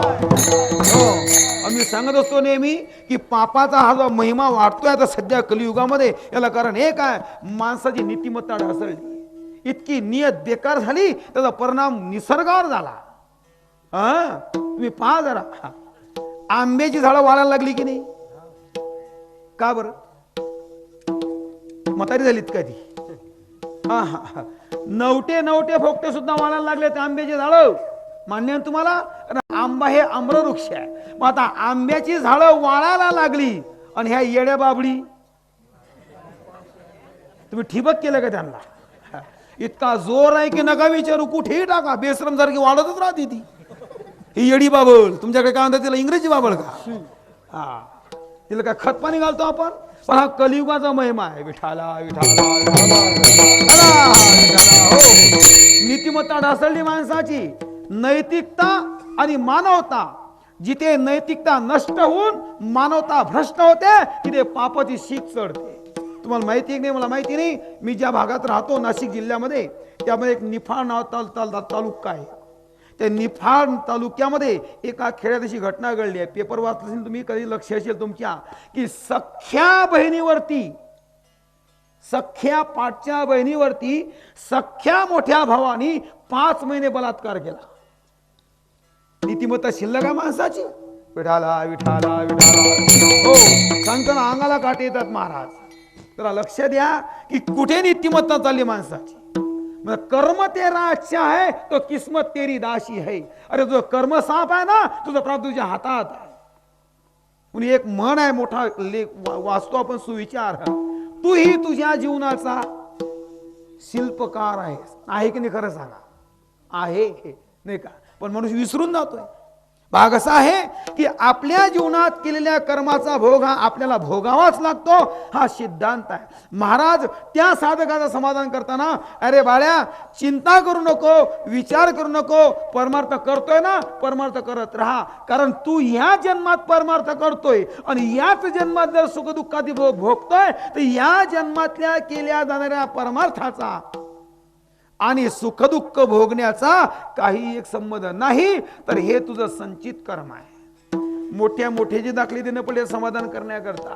कर्मे दशरथ वियोगे भिल्ले विंदिले शारंगधर. भगवान कृष्णाचा अवतार संपवा, एका भल्ल्यानी बिल बाण मारावा, शंकर भगवान निजधामाला निघून जावे. काय कार्य संबंध आहे? ज्याच्या संकल्पात सृष्टीची घडामोड होते त्याचं संचित कर्म संपू नये.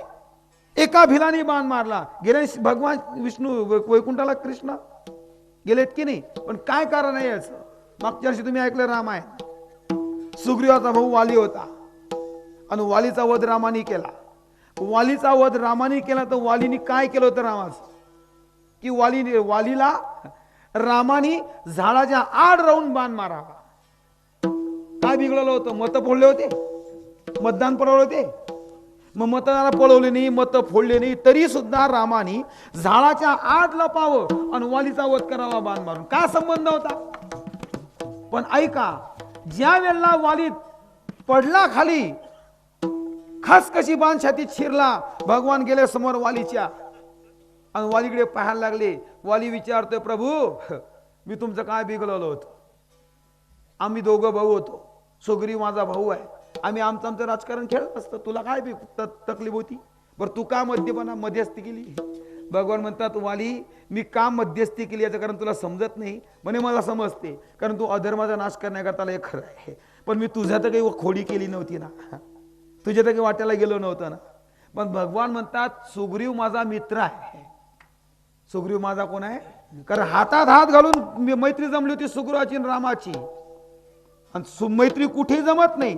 मैत्री करता दोन गोष्टी लागतात एका ठिकाणी. एक तर समदुःखी पाहिजेत, समव्यसनी पाहिजे, समशील पाहिजे. समान असिले व्यसनोशी सक्षम. समानशील तरी पाहिजे मैत्री करता, समान दुःख तरी पाहिजे किंवा समान व्यसन तरी पाहिजे. तंबाखू खाणाऱ्या जवळच बसणार, खोटा नाही. एसटीत सुद्धा जागा आमच्या वर्गाला देणार नाही तो, पण तंबाखू खाणारा शोधणार त्याला म्हणा, बापू तुला करता जागा शिरे ये, त्याला बसवून घेणार. बिडीवाला बिडी जोड जाईल, व्यसन आहे नाही का? तसं समानशील आणि समान दुःख. सुग्रीवाची मैत्री रामाबरोबर का जमावी याला कारण एक आहे, दोघांचं दुःख एक होतं. रामाची बायको रावणाने पळवली, सुग्रीवाची बायको वालीने पळवली. विठाला विठाला विठाला, हो हो, दोघांचं दुःख एक, म्हणून दोघांची मैत्री जमली. भगवंतानी हातात हात दिला सुग्रीवाच्या, मैत्री जमवली आणि भगवंतानी वचन दिलं, सुग्रीवा तुझ्या का तुम्ही काही करायला तयार आहे. सुग्रीवाने सांगितलं, प्रभू मला एकच दुःख आहे, माझा भाऊ आहे वाली भयंकर बलाढ्य आहे. वाली सामान्य नव्हता. ज्या रावणाचं आपण वर्णन ऐकतोय त्या रावणाला वालीनी अंगदाच्या पाळण्यावरती उलटा बांधला होता, खुळखुळा म्हणून. उलटा कोणाला? ज्या रावणाच्या ताब्यात 33 कोटी देवता होत्या तो रावण. शनी मंगळ बुध गुरु शुक्र राहू केतू हे खतरनाक 9 ग्रह जर एक शनी लागला तर जीवनभर गरागरा फिरवतो माणसाला.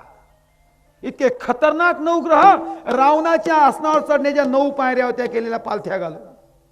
का ताकदशीर रावणाची, का सत्ताशीर रावणाची. पण त्याही रावणाला ज्या वालीने काखेत घालून समुद्राला 7 प्रदक्षिणा कराव्या आणि अंगदाच्या पाळण्यावरती खुळखुळा म्हणून उलटा बांधावा,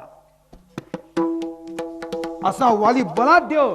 पण भगवंतानी वालीला मारलं, पण मरता मरता मात्र वालीनी वचन दिलंच, देवा तुझं मी काहीच बिघडलं नव्हतं, पण तू जरी मला मारलं ना तरी लक्षात ठेव, मी याचा मोबदला घेणार म्हणजे घेणार, सोडणार नाही तुला.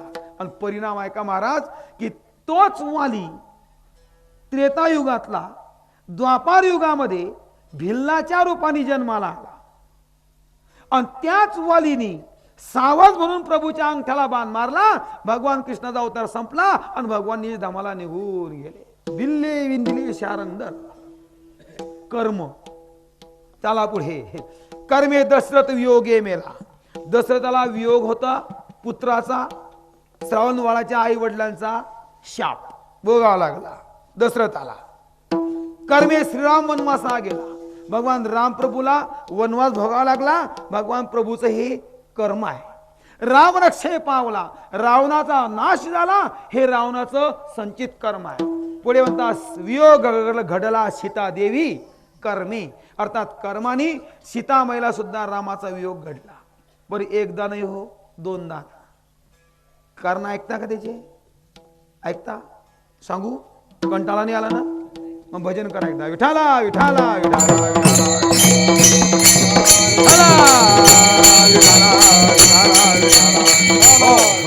असं सांगितलं जातं की सीतामाई ही वडिलांच्या घरी असताना तिच्या मैत्रिणीसाठी एकदा बगीचात फिरण्याकरता गेली. आणि फिरण्याकरता जात असताना तिच्या मैत्रिणीमध्ये एक मैत्रीण अशी होती की जिला पक्ष्यांची भाषा कळत होती.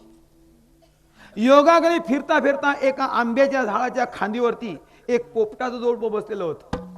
आणि त्या पोपटाच्या जोडप्यामध्ये जो नर होता पोपट, त्या पोपटाने त्या मुलींमध्ये सीतेला बघितलं. सीतेच्या भविष्यकालीन जीवनाची आठवण त्या पोपटाला झाली, भावी जीवनाची. आणि तो पोपट त्या मादीला सीतेच्या भावी जीवनाचा इतिहास सांगायला सुरुवात करतो. तो पोपट सांगतो, हे बघ म्हणे तिची मुलगी दिसते ना गोरी गोरी. म्हणे हा, ती मुलगी जानकी आहे, जनक राजेची आहे, तिला सीता असं म्हणतात. पुढे काही वर्षानंतर त्या सीतेचं लग्न होणार आहे. आणि ज्याच्याशी तिचं लग्न होणार आहे तो दशरथ राजा, अयोध्येचा राजा. आणि त्या दशरथ मुलगा राम. कर्तुम अकर्तुम अन्यथा कर्तुम, सुंदर अगदी. आणि त्या रामाबरोबर सीतेचं लग्न होणार. राम मर्यादा पुरुषोत्तम, एक पत्नी, एक वचनी, एक बाणी, या सर्व मर्यादा रामाच्या जीवनामध्ये. सुशील, शांत, सुस्वभावी भगवान राम प्रभू हा विष्णूचा अवतार. आणि त्या रामाबरोबर या सीतेचं लग्न होणार. ही सीता रामाची पत्नी होणार. ही राम देव आणि सीता जगज्जननी. असं वर्णन करून त्या पोपटाने आपल्या मादीला सीतेच्या भविष्य जीवनाचा इतिहास सांगायला सुरुवात केली. आणि तो संपूर्ण इतिहास त्या सीतेच्या एका मैत्रिणीने ऐकला की जिला पोपटाची भाषा कळत होती. आणि त्या मैत्रिणीने सीतेला इतिहास सांगितला. सीते, हे बघ हे पोपटा जोडपं बसले ना. म्हणे हो, हे तुझ्या भावी जीवनाचा विचार करते. तो पोपट नर त्या मादीला सांगतोय ही सीता आहे, रामाबरोबर लग्न होणार आहे. राम कोण? राम कोणाचा मुलगा? राम कसा बलाढ्य, राम कसा सुस्वभावी, किती सुंदर, मेघश्याम, सावळा सुकुमार. हे सर्व वर्णन रामाचं चाललंय. आणि तो राम तुझा पती होणार आहे भावी जीवनामध्ये. असं म्हणे हा. सीतेला त्या पोपटाच्या जोडप्याचा लोभ निर्माण झाला. सीतेने घरी जावं आणि आपल्या वडिलांना सांगावं, बाबा आपल्या बगीच्यात एक पोपटा जोडपं बसलेला आहे, त्यांनी माझ्या भावी जीवनाचा इतिहास सांगितलाय त्या मादीला. ते पोपटा जोडपं काही करा आणि मला पकडून द्या. जनक राजेने आपले नोकर पाठवले आणि ते पोपटा जोडपं पकडण्याचे प्रयत्न सुरू झाले. प्रयत्न करता करता करता करता प्रसंग असा घडला की त्या दोघांपैकी ती मादी हातात सापडली आणि तो नर उडून गेला. ती मादी पकडली गेली, सीतेच्या स्वाधीन केली गेली. सीतेने ती मादी पकडली आणि एका सुवर्णाच्या पिंजऱ्यात कोंडून टाकली. त्या पोपटाच्या मादीला खाण्याकरता चांगल्या चांगल्या प्रकारचे पदार्थ सीतेने त्या पिंजऱ्यात घातले. पण ती पोपटाची मादी मात्र खात नव्हती. ती पोपटाची मादी त्या सीतेला मनोमन विनंती करत होती आणि म्हणत होती, सीते तू अजून लहान आहेस, तुझ्या लक्षात येणार नाही. तू हे जे केलं ना हे चांगलं केलं नाही, हे भयंकर वाईट केलं. कारण तू मला पिंजऱ्यात कोंडलं आणि माझा पती जो आहे, माझा नर म्हणजे पोपट, हा जंगलात फिरतोय. माझा वियोग माझ्या पतीला झाला आणि माझ्या पतीचा वियोग मला झाला. माझी विनंती आहे तुला, मला सोडून दे. ती मैत्रीण सांगत होती सीतेला, ही अशी अशी म्हणते. सीता म्हणते सोडायचं नाही. पोपटाची मादी म्हणते, सीते पती आणि पत्नीच्या वियोगाचं काय दुःख असते याचा अनुभव तुला नाही. आणि नेमकं तू हे केलं की पोपटाचा आणि मादीचा जो ताटातूट करून वियोग केला, हे वियोगाचं दुःख मला असह्य झालंय. माझी विनंती आहे तुला, मला सोडून दे. सीता सोडत नव्हती. शेवटी ती मादी पश्चाताप करून करून पतिवियोगाने इतकी दुःखी झाली त्या वियोगाच्या दुःखामध्ये की शेवटी अन्न पाण्याचा त्याग केला त्या मादीने पोपटाच्या. आणि आता 2 मिनिटात प्राणोत्क्रमण करायचंय त्याच्या आत त्या पोपटाच्या मादीने त्या सीतेला नकळत शाप देऊन टाकला. परत ती मादी म्हणते, सीते माझी विनंती आहे, मला सोड. माझा पती माझ्या वियोगाने तरफडतो आणि माझ्या पतीच्या वियोगाने मी तरफडते. पण मी नुसती तरफडत नाही, ह्या मिनिटात ह्या क्षणाला मी गरोदर आहे. आणि गरोदर अवस्थेत पती पत्नीने वियोग करणं यापेक्षा दुसरं पाप कोणता नाही. जर तू सोडत नसील तर तुला भोगावं लागेल. सीते माझी विनंती आहे, एकदा दोनदा नाही, सोड मला. सीता सोडायला तयार नाही. शेवटी मरता मरता मरण्याच्या अगोदर कुडीतून प्राण जाण्याच्या आधीच त्या पोपटाच्या मादीने त्या पोपटा सीतेला शाप दिला, सीते नाही सोडत जा. ज्याप्रमाणे तू माझा आणि माझ्या पतीचा माझ्या गरोदर अवस्थेमध्ये वियोग केला, त्याचप्रमाणे तुझा आणि तुझ्या पतीचा तुझ्या गरोदरपणामध्ये वियोग झाल्याशिवाय राहणार नाही. हा माझा शाप आहे. आणि ती मादी मरून गेली. विठाला विठाला विठाला. मादीने दिलेला हा शाप सीतेला भोगावा लागला. केव्हा माहिती आहे ना? पण हा कारण भगवान प्रभूंनी लंका जिंकली, रावण मारला, घरी आले, राज्याभिषेक झाला आणि मस्तपैकी संसार रामाचा चाललेला आहे. सीतामाई 6 महिन्याची गरोदर आहे. किती महिन्याची? 6 महिन्याची. आणि योग असा झाला की त्याच अयोध्येमध्ये एक परीट राहत होता. सांगू तुम्हाला, तो परीटच तो पोपट होता मागच्या जन्मातला. आणि तोच परीट पोपट परीटाच्या रूपात जन्माला आला. आणि योगायोगाने अशी प्राप्त काल घडी तयार झाली आणि त्या परीटाचं आणि त्याच्या बायकोचं भांडण झालं. आता हे होणारच आहे का? खोटं आहे? हे तुम्हालाही अनुभव आहे, मलाही अनुभव आहे, नाही का? दोघा पती पत्नीचं भांडण झालं आणि त्याची पत्नी, परीटाची पत्नी माहेरी निघून गेली. काही दिवसानंतर ती परत घरी आली सासरी. ज्या वेळेला ती घरात प्रवेश करते त्यावेळेला हा परीट दारात उभा आहे. ती म्हणते, हो संसार आहे, भांड्याला भांडं लागतच आहे, आवाज होतोच आहे, तुमचं चूक ते माझी चूक, माझी चूक ते माझीच चूक, एवढं का लावून धरावं लागतं का? घ्या ना घरात, द्या ना सोडून. तो तर जमणार नाही. तू तुझ्या मताने निघून गेली ना, आता मी तुला घरात घेणार नाही. असं नका करू, इतकं का लावून धरावं लागतं का? तुमच्या का चुका होतच नाही का? आम्ही सहन करतोच की नाही? काय घरात घ्यायला की हरकत आहे का? घ्या ना घरात. कोणतं जमणार नाही.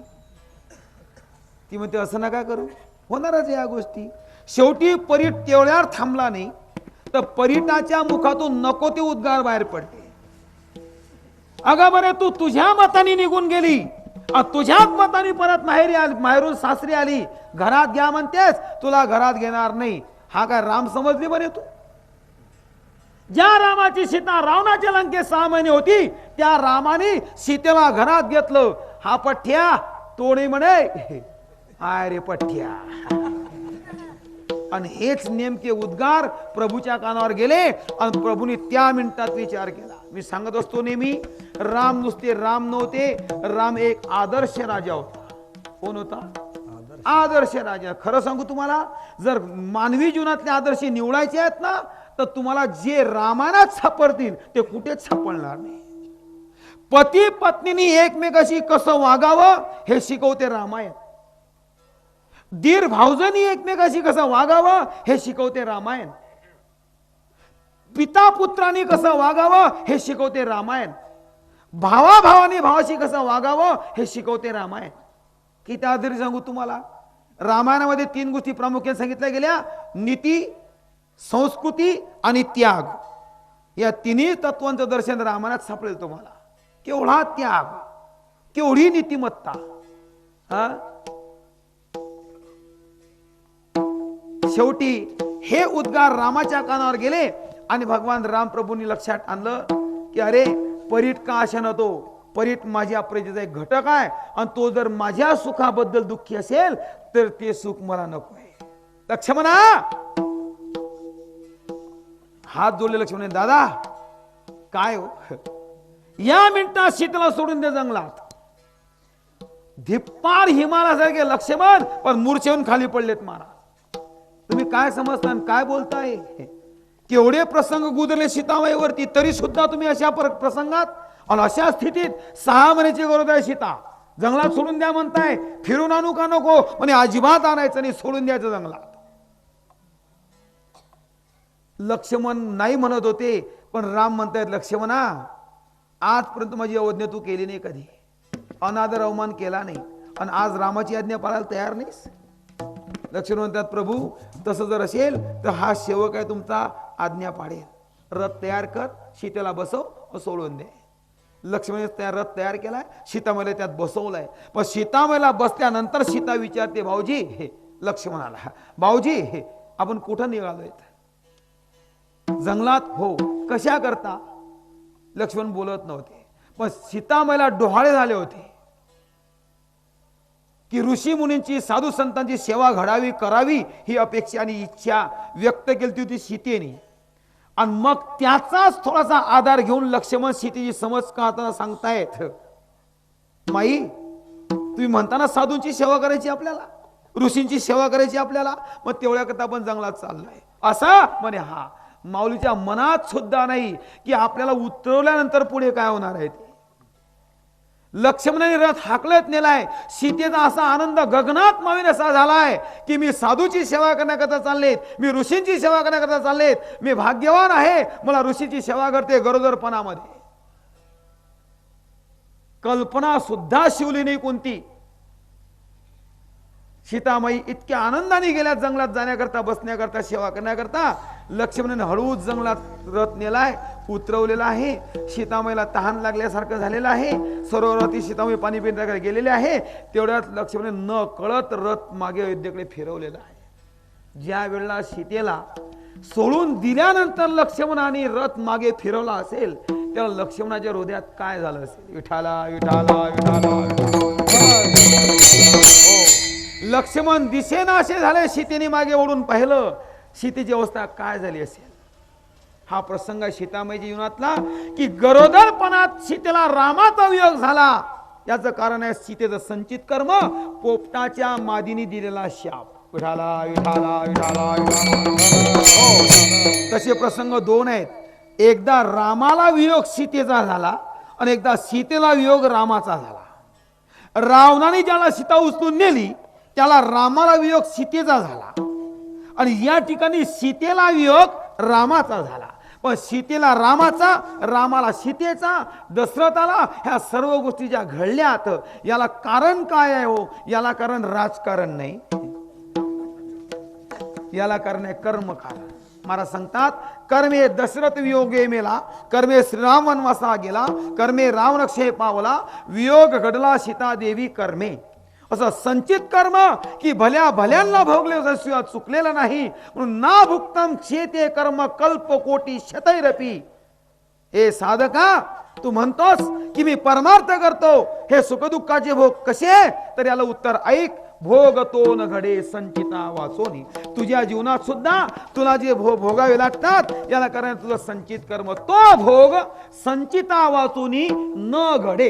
विठाला विठाला विठाला. भोग तो न घडे संचिता वाचोनी. मग महाराज जर संचित कर्माचा भोग भोगावाच लागतो तर मग त्या भोग भोगत असताना दुःख जाणवतं. त्या दुःखाच्या वेळी आम्ही काय करायला पाहिजे? मला फक्त एकच करायचंय. आपण हे जे भोगतोय हे जर आपल्या संचित कर्माचं फल आहे तर विनाकारण दुसरा तिचा विचार न करता फक्त आलेल्या प्रसंगाला तोंड देत राहायचं आणि मनाच्या ठिकाणी समाधान ठेवत जायचं. करावे ते मनी समाधान. इथपर्यंत आपण आलो. हो, आता करावे ते मनी समाधान याबद्दल थोडंसं आपण चिंतन करू आणि आपल्या वेळेत सेवेला विराम देऊ. कोणी झोपलं शेन तर जाग करा, सांगा म्हणा मोठा भाऊ झालं म्हणा आता.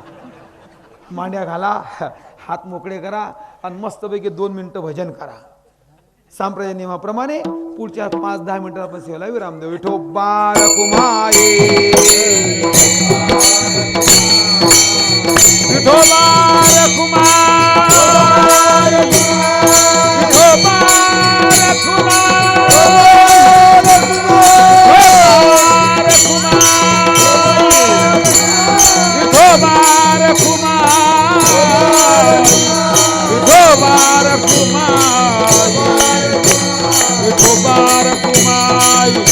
ताली वाजून भजन करा, भजन मागची मंडळी. विठोबा रखुमाई, विठोबा रखुमाई, पुंडलिकावर विठोब श्री ज्ञानदेव पंढरीनाथ भगवान की. विठोबा रखुमाई, विठोबा रखुमाई. भोगतो न घडे संचिता वाचुनी. मी अगोदर बोललो, जीवाला सुटला नाही, देवाला सुटला नाही, देवाच्या बापाला सुटला नाही. तुम्हाला बाबा साधूला सुटला काय? साधूला सुद्धा सुटला नाही. प्रत्येकाचा भोग कर्माचा तो भोगावा लागला म्हणजे भोगावा लागला. मग साधू जरी असला तरी सुटला नाही, भोगणच पडला. तुम्हाला पुरावा आहे का? असा देतो ना पुरावा. बिना पुराव्याचं बोल कशाला? नाही का? आपल्या सर्वांना माहिती आहे, आपल्या वारकरी संतांमध्ये जेवढी काही मानदियाळी झाली संत मंडळी, त्यामध्ये एक व्यक्तिमत्व होऊन गेलं. सजन कसाया विकू लागे मौस, माळ्या सावत्यास खुरपू लागे. भगवंतानी सजन कसायला मौस विकू लागण्याचं काम केलं. कोणाकोणाचं काय काय काम केलं ही जर यादी तुम्हाला पाहिजे असेल तर तुम्ही घरी जा आणि तुकोराची गाथा जर तुमच्याकडे असेल तर वाचा. पण गाथा वाचण्याकरता माथा पाहिजे बरं. एक अभंग आहे, उंच नीच काही नेने भगवंत, तिष्ठे भाव भक्ती देखोनिया. दासी पुत्र कन्या विदुराच्या बक्षी, दैत्या घरी रक्षी प्रल्हादाशी. चर्म रंगू लागे रोहिदासा संगे, कबीराचे मागे शेले विनी. सजन कसया विकू लागे मौस, माळ्या सावत्यास खुरपू लागे. नरहरी सोनारा घडभुंकू लागे, कबीराचे मागे शेले विनी. आपल्याला माहिती आहे असे जवळ जवळ 9 चरणाचा अभंग आहे. किती चरणाचा? हा 13 चरणाचा अभंग आहे आणि 22 संतांची यादी आहे. 22 संत, 13 चरणाचा अभंग आहे. सामान्य काय? भगवंतांनी कोणाची सेवा कशी केली, कोणाला काय काम करू लागलं. त्यामध्ये सजन कसई महाराजांचं चरित्र सांगितलं जातं. असं सुंदर चरित्र आहे. आपण रुसूयात काही नवल नाही, आपण विचार करूयात काही नवल नाही. पण सजन कसई सारख्या अधिकारी पुरुषांनी देवावरती रुसावा भोग भोगावा लागला म्हणून यात काहीच नवल नाही. असा प्रसंग आहे. थोडासा महाराजांना जगन्नाथपुरीला दर्शनाला जायची इच्छा झाली. आणि आपल्या सर्वांना माहिती आहे की पहिले काही साधनं नव्हतीच. मोटरसायकली नव्हत्या, गाड्या नव्हत्या, रेल्वे नव्हते, काही नव्हते. कुठेही जायचं म्हटलं तर पायदलचा प्रवास. म्हणून एक म्हण होती पहिली, जो जाय बद्री पुढे. कारण बद्रीनाथला जाणं इतकं सोपं नव्हतं आणि आताही सोपं नाहीच म्हणा. रोड जरी झाले तरी दगड कधी पडतील डोक्यात सांगता येत नाही. काठिण्य होतं पहिल्या प्रवासामध्ये. महाराज सजन कसई महाराज जगन्नाथपुरीला देवाच्या दर्शनाकरता निघालेले आहेत. मजल दर मजल, कोस दर कोस करत करत मुक्काम करत चाललेले आहे. तहान भूक पाणी याचा कोणता विचार न करता भगवंताच्या दर्शनाच्या इच्छेने महाराज निघालेले आहेत रस्त्याने. चालता चालता चालता चालता जाण्याकरता जगन्नाथपर्यंत पोहोचण्याकरता 6 महिने जाऊ दे लागतोय. अशा हिशोबाने 5 महिने आणि 29 दिवस चालून गेले. फक्त आता एकच दिवस शिल्लक आहे की या एका दिवस आपण पोहोचतो जगन्नाथपुरी पर्यंत. अलीकडे एका खेड्यामध्ये मुक्काम करायचं ठरवलं आणि मुक्काम करण्याकरता पूर्ण गावामध्ये प्रवेश केला आणि शोधून पाहिलं एखादा माळकरी वारकरी वैष्णव मिळेल म्हणून. पण नाही सापडलं घर वारकऱ्याचं. अवघडच आहे. पण तरी सुद्धा शोधता शोधता एका ब्राह्मणाचं घर मिळालं. मग आता वारकरी काय आणि ब्राह्मण काय? महाराजांनी त्या वाड्यात प्रवेश करावा. ब्राह्मणाच्या संध्याकाळच्या वेळेला ब्राह्मणाची आज्ञा घ्यावी. भूदेवा जगन्नाथपुरीला जातो म्हणतोय, चालत चालत आलोय, खूप दिवस प्रवास केलेला आहे, आता उद्या जगन्नाथपुरी पोहोचणार आहे, पण आज मुक्काम पडलाय गावामध्ये, मुक्काम करायची इच्छा आहे, जागा नव्हती म्हणून आलो शोधत शोधत आपला वाडा. जर आज्ञा असेल तर टाकतो बिराळ, नाही तो पुढे चालतो कुठेतरी. ब्राह्मणाने विचार केलाय, कोणतरी वैष्णव दिसतोय, वारकरी दिसतोय. महाराज हरकत नाही, टाका बिराळ एका ओसरीमध्ये. रात्र काढा तुमची, सगळे तुमच्या मार्गाला लागा. सजन कसाई महाराजांनी आपलं बिराल टाकलं एका ओसरीमध्ये.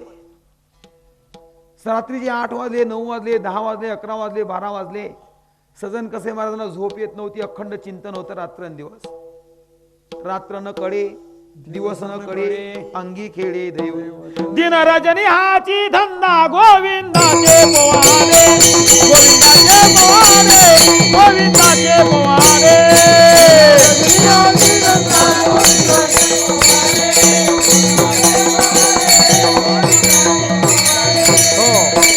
दिन रजनी हाची धंदा गोविंदाचे पोवाडे.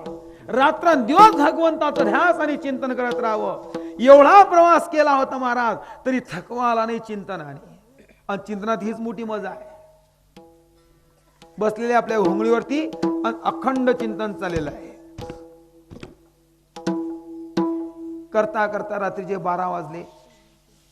ज्या ब्राह्मणाच्या वाड्यात मुक्कामाला थांबले सजन कसाई, त्या ब्राह्मणाचं लग्न होऊन बरेच दिवस निघून गेलेले होते, पण संतती झालेली नव्हती. आणि ज्या वेळेला त्या ब्राह्मणाच्या स्त्रीनी सजन कसाई महाराजांना डोळे भरून पाहिलं, त्यावेळेला सजन कसायाचं सौंदर्य इतकं सुंदर होतं महाराज, की त्या ब्राह्मणाच्या पत्नीच्या सौंदर्याला लाजवेल तितकं. आणि जे घडू नये ते घडलं. रात्री 12 वाजले आणि ती माऊली उठली आणि सजन कसाई महाराजांकडे गेली. महाराज, किती वर्ष होऊन गेलेत म्हणे लग्न झालं, पण अजून मी आई बनलेली नाही. माझी इच्छा आहे की तुम्ही माझ्यावरती कृपा करावी आणि माझी इच्छा पूर्ण करावी. हे मनोगत व्यक्त करता बरोबर सजन कसाई महाराजांनी डोळे मिटले.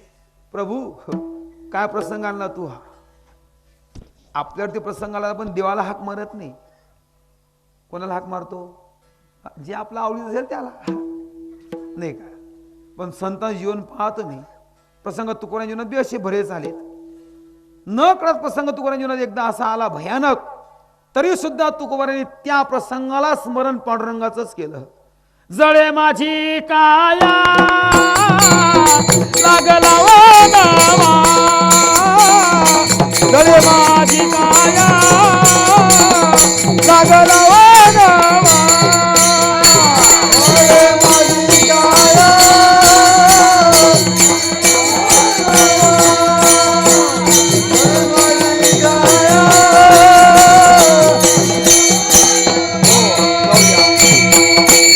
संपलेले.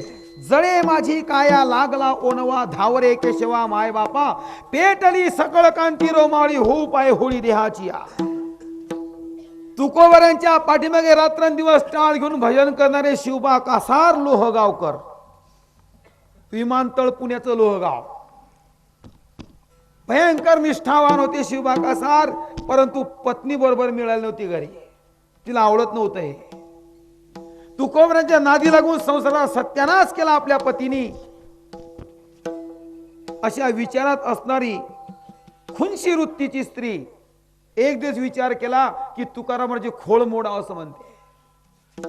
एक दिवस महाराज शिवबा कासाराला जवळ धरलेला आहे आणि विचार करते का एक विचारू म्हणे. हा, उठले सुटले की तुकाराम महाराज, उठले सुटले की तुकाराम महाराज, उठले सुटले की कीर्तन, उठले सुटले की भजन.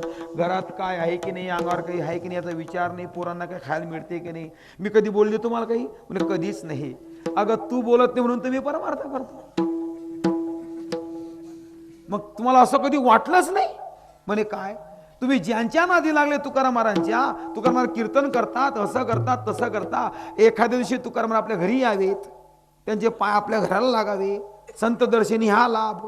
तुका म्हणे आले घरा, खिडक्या दरवाजे बंद करा, हा तोची दिवाळी दसरा. असं वाटलंच नाही कधी की आणा त्यांना घरी आपल्या. शिवबा कासार विचारतात, तुझं काय मत आहे लवकर सांग. अधीर झाले शिवबा कासार. काय मत आहे तुझं? म्हणे अहो माझं मत आहे की तुकाराम महाराज आपल्या घरी घेऊन या. कशासाठी? पण आंघोळीसह जेवणासाठी. खरं? म्हणे हा. या भावाचा आनंद असा अफाट तयार झाला महाराज अंतःकरणात की अंबाबाई झालीच कशी प्रसन्न आज. आणि निघाले शिवबा कासार तुकोबारांकडे आमंत्रण करण्याकरता. तुकोबारांना नमस्कार केला. विचारलं, तू महाराज? म्हणे काय? उद्या आंघोळीसह जेवण आमच्याकडे तुम्हाला. म्हणे खरं म्हणे हा. शिवबा का बरं म्हणे महाराज आता का बरं बिन बरं काहीच प्रश्न विचारू नका, कारण आज प्रश्न झाली आमची जगदंबा, तुम्हाला यावंच लागेल. तुझी इच्छा असेल ना हरकत नाही. शिवबागासने आमंत्रण दिलं. शिवबागासर पुढे निघाले. दुसरे सकाळी 4 वाजले. तुकोबरा टाळ घेऊन आणि काकडा करत करत रस्त्यानेच लोहगावला येऊन पोहोचले. सूर्योदयाच्या आत तुकाराम लोहगावला आले. ही बाई तयारीतच होती. लाकडं घातले चुलीत, पातेल ठेवल्या वर, असं पाणी उकळलंय कडकडाट, बिलकुल उकडी आली पाण्याला. तुकाराम महाराज आले असं पाहिलं आणि सांगितलं शिवबागासला, ओ महाराजांना सांगा मला बसावं दगडावरती स्नानासाठी.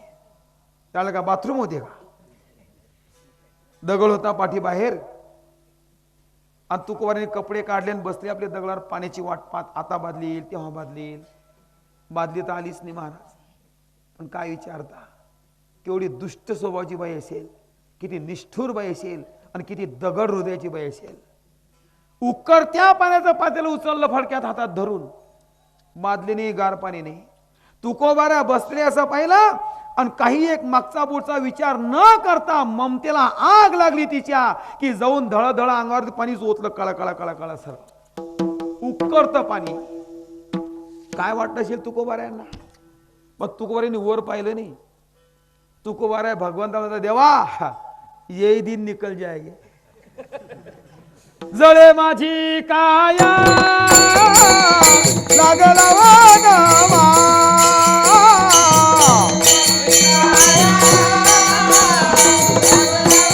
हो जाऊद्या महाराज, असे प्रसंग आले महात्म्यांवरती, त्यांनी सहन करावं बिचाऱ्यांनी.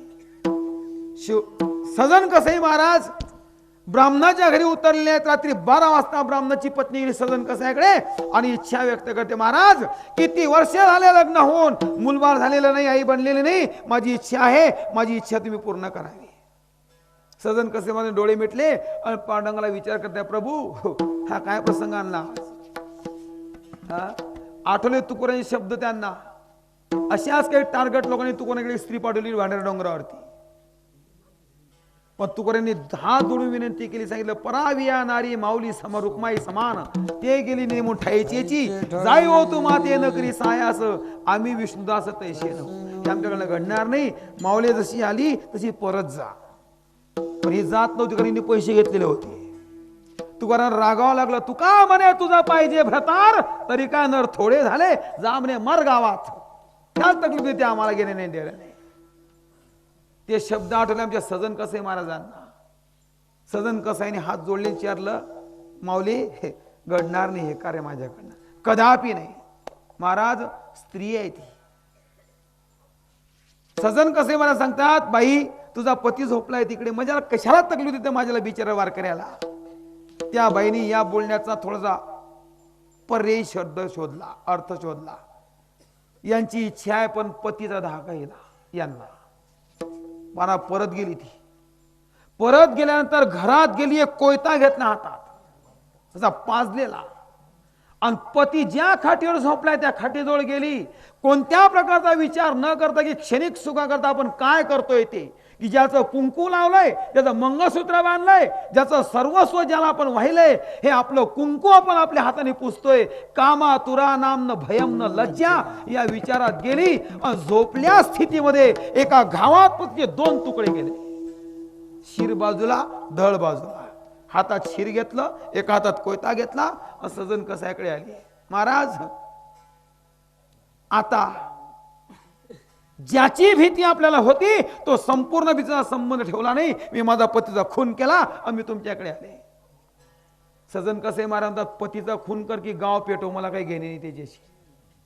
महाराज उलटली हो स्त्री. म्हणे महाराज तुम्ही धुंदी आहात का काय, भांग पिली काय तुम्ही? तुमच्या क्षणिक सुखाकरता मी सौभाग्य घालवलं माझं, पतीचा खून केलाय मी, माझ्या कुंकू घालवलं माझं, तरी तुम्हाला दया माया नाही. एक करा काही बी, एक तर माझी इच्छा पूर्ण करा, नाही तर गावकऱ्यांना उठवते सांगते यांनी माझ्या पतीचा खून केला. बोला पटकन काय करता. महाराज बाईनी बोंबा मारल्या, गावकरी उठले, जागे झाले आणि आले ब्राह्मणाच्या वाड्यात. पाहतात तर काय भयानक प्रसंग आहे. एका खाटीवर पडले ब्राह्मणाचं धड, इथं पडले शिर, कोयता पडल्या बाजूला, आणि बाई धाय मोकळून रडते. आता लोक विचार करतात सायकलवाल्याचा दोष आहे का म्हणून.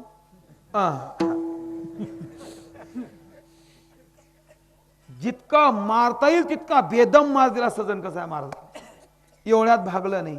सजन कशावरती केस केली गेली, कोर्टात खेचलं गेलं, कोर्टात उभा केला गेला. न्यायाधीशाने न्याय दिला की ज्या हाताने सजन कसाने त्या ब्राह्मणाचा खून केला ते दोन्ही हात तोडण्यात यावे सजन कसायचे. तोडले दोन्हीचे दोन्ही हात तोडले, निर्दोष म्हणून सोडून दिलं. सजन कसे महाराज बाहेर आलेत आणि नुसते बाहेर आले नाही, हात तुटलेले आहेत. आणि अशा तुटलेल्या हातामध्ये ज्याच्या करता आग लावली संसाराला, ज्याच्या दर्शनाकरता तहान पाहिली नाही, भूक पाहिली नाही, ऊन पाहिलं नाही, वारा पाहिला नाही, घर पाहिलं नाही, दार पाहिलं नाही, रात्रंदिवस अट्टास भजनाचा करतोय आणि सर्व सातत चलत राहतोय. ज्याच्या दर्शनाकरता इतके दिवस चालत आलो, आता दर्शनाकरता चाललोय, एवढं ज्याच्याकरता करावं आणि विनाकारांचा आरोप घेऊन जर माझे हात तुटत असतील तर त्या देवाच्या दर्शनाला जाण्यात मजा तरी काय. काय करेल तो आपल्यासाठी? काहीच करू शकत नाही. उभे राहिले सजन कसे महाराज आणि प्रभूला जा विचारता, देवा तो देव म्हणतो स्वतःला, भक्ता राखे पायाशी दुर्जनाशी संवारी, योग क्षेम त्यांचे जाणे जड भारी, वाट दावी करी धरोनिया, निर्वाणी गोविंदू असे मागे पुढे, काहीच साकडे पळून मदेव उभा मागे पुढे उगवी कोडे संकट. अरे छातीवर हात ठेवून आम्ही सांगतो की देवाशिवाय दुसरं आवडत नाही, अंदर तुझ्या भक्ताची विनाकारण हात तुटतात तर कुठे लपलाय तू? काय बिरीद आहे तुझं? काय सांगायचं लोकांना आम्ही? परित्राणाय साधूनाम विनाशाय दुष्कृताम धर्म संस्थापनार्थाय संभवामी युगे युगे. कुठे आहे तुझा ब्रीद? अंदर एवढं घडूनही तू येत नसशील तर तुझं दर्शन घेण्यात मजा तरी काय रे? सजन कसे महाराजांनी भगवंताला जा विचारावा, त्याला उत्तर मिळालं नाही कुठूनच.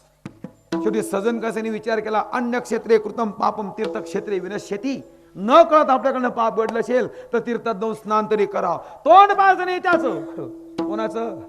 त्या जगन्नाथाचं. हा, गेले महाराज जगन्नाथपुरीला, स्नान केलं आणि बसले बाजूला मंदिराच्या. मंदिरात नाही शिरले.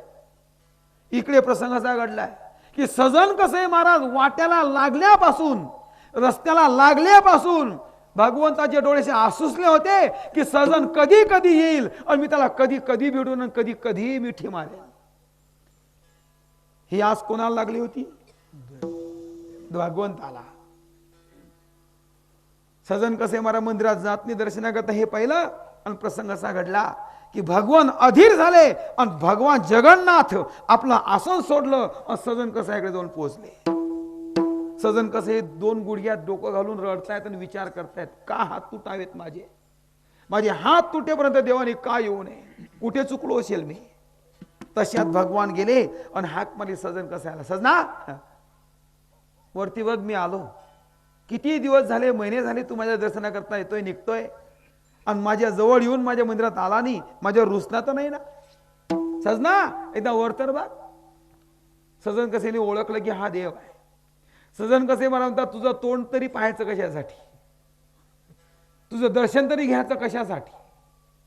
अरे जेव्हा समजते तेव्हापासून शरीराने काय पण मनाने सुद्धा पाप केलेलं नाही.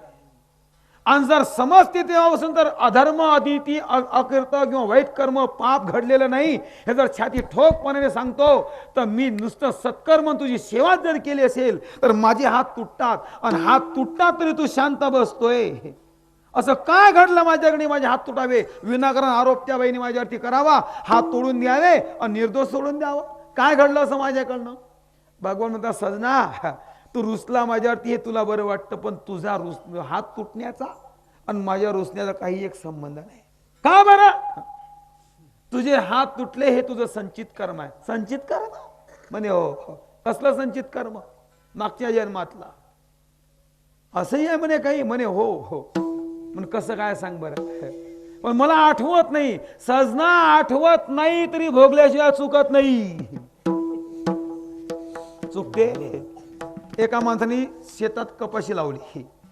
कपाशी वेचणी सुरू झाली. संध्याकाळी शेतून घरी आला. त्याच्या हातात 2-4 भुईमुगाची झाडं होती. एका विचारलं, का म्हणे तात्या कुठे गेले होते? म्हणे शेतात गेलो होतो. म्हणे कोणत्या? कपाशीच्या. मग हे भुईमुगा झाडं कुठले आणले? शेजाऱ्याचे? म्हणे नाही, आपल्या त्याच शेतातले आणले. कोणत्या? कपाशीच्या. आता खरंच सांगा, पेरली कपाशी आणि आणला भुईमुग, पटते का तुम्हाला हे?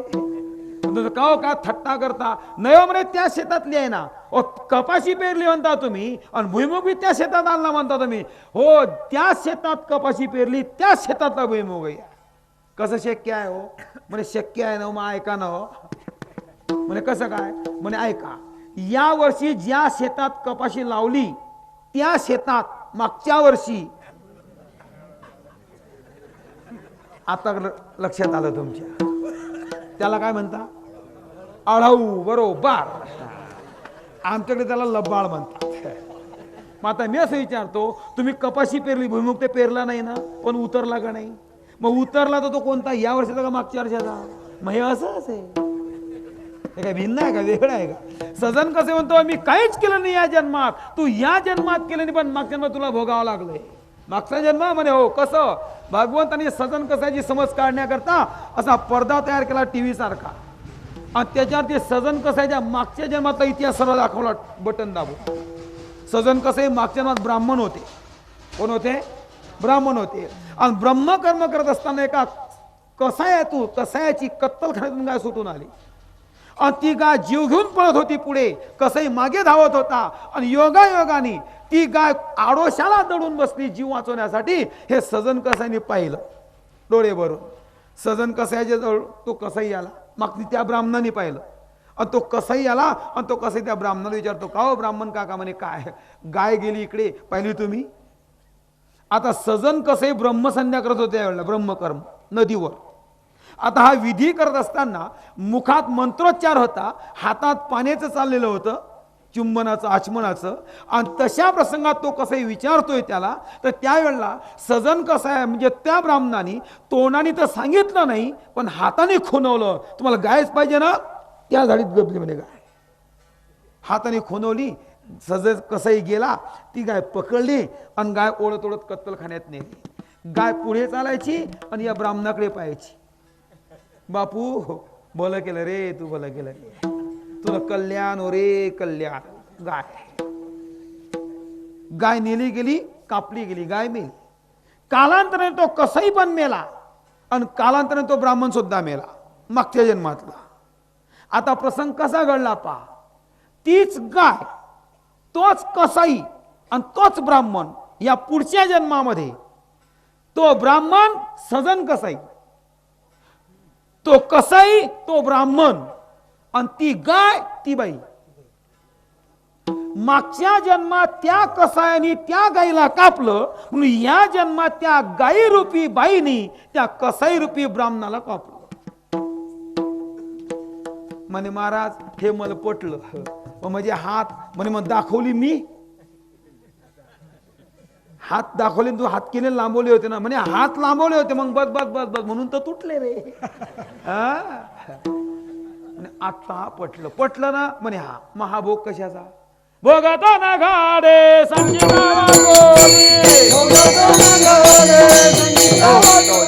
आपली वेळ संपलेली आहे. आता हे लांबणारच आहे. अजून मी 3 तास उठू देणार नाही मी तुम्हाला या चरणा 3 तास चाल देऊ. मला माहिती आहे कुणी चालू द्या म्हणणार नाही कारण तुम्हाला कंटाळा आला नाही का. असो भाग असा आहे. महाराज म्हणतात जर आपल्या जीवनातले सुखदुःखाचे भोग हे जर आपल्या संचित कर्माचे फल असेल तर मग आपणच केलेलं ते आपणच भोगतो. याबद्दल दुःख मानण्याची गरज नाही. आहे का गरज नाही. मग आलेल्या प्रसंगाला तोंड द्यायचं आणि परत एवढंच करायचं करावे ते मनी समाधान. हे आपल्याच कर्माचं फल आपण भोगतोय असं समजायचं समाधान मानायचं. खरं सांगू तुम्हाला प्रपंचात जीवन जगत असताना समाधान मानण्यातच मिळतं मिळवण्यात नाही. काय बोललो मी मानण्यात आहे मिळवण्यात नाही. मानलं तर भिकाऱ्याला समाधान आहे नाही मानलं तर लखपतीला समाधान नाही. तर चिंतन करा. ज्याच्या भाज्या नुसत्या तेलात बुडतात त्याला गोळ्या घेऊन झोप येत नाही आणि ज्याच्या फोडणीत तेल नसते तो खाता खाता झोपल्याच्या राहतच नाही. हे करावे ते म्हणे समाधान. मिळवण्यात मिळत नाही समाधान. आम्ही मिळवू लात मारी तिथे पाणी काढू पाणी काढशील पण समाधान मिळणार नाही. आणि जर तुम्हाला पाहिजे असेल तर ₹1,00,000 खिशात घ्या. तुमच्याकडे नसतील तर माझ्याकडचे न्या आणि मिळवावर समाधान मिळते का प्रपंचाच्या बाजारात. जा एखाद्या किराणा दुकानात होलसेलच्या का 3 किलो गुड द्या मोजून तुमच्या पिशीत टाकीन. 7 किलो तेल द्या तुमच्या डबडीत टाकीन. 5 किलो तांदूळ द्या, मोजून त्या पिशीत टाकीन, मागावर किलोवर समाधान दुकानदाराला. का हो 2 किलो समाधान द्या, का दगड दिल दुकानदार? आहे म्हणून देणार आहे का नाही म्हणून देणार नाही? कारण समाधान मिळवण्याने मिळत नाही, समाधान मानण्याने मिळेल. तुम्ही बाजारात फिरता फिरता समाधान शोधता भलेही समाधान नावाची हॉटेल सापडेल, समाधान टी सेंटर, द्यावर ऑर्डर काय मिळते तिकडनं, वडापाव सापडील नाही तर मग चहा भेटेल, बाकी दुसरं का सापडला.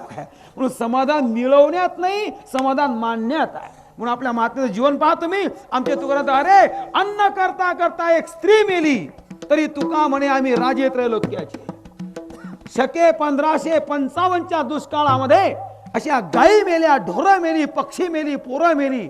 त्या तुकोबारांची एक पत्नी मेली पहिली. पण मेली म्हणजे कशी मेली? रोगाने मेली नाही. मला खायला द्यावं काहीतरी, खायला द्या काहीतरी, 2 घास तरी द्या. ज्या माऊलीने जगण्याकरता खायची आवश्यकता होती ते अन्न मागता मागता अन्न भेटलं नाही तर उपाशी तरफडून मरावं लागलं तिला. कोणाला? तुकोबऱ्यांच्या मोठ्या पत्नीला. स्त्री एक अन्न करता मेली तरी समाधान केवढं मोठं तुकोबऱ्यांचं. बरे झाले देवा निघाले दिवाळे, बरे झाले देवा निघाले दिवाळे, बरी या दुष्काळे विडा गेली. म्हणून समाधान मिळवण्यात नाही, समाधान मानण्यात त्या प्रपंचात. समाधान मानला हा पुरुषार्थ प्रपंचातला, मिळवण्याने नाही.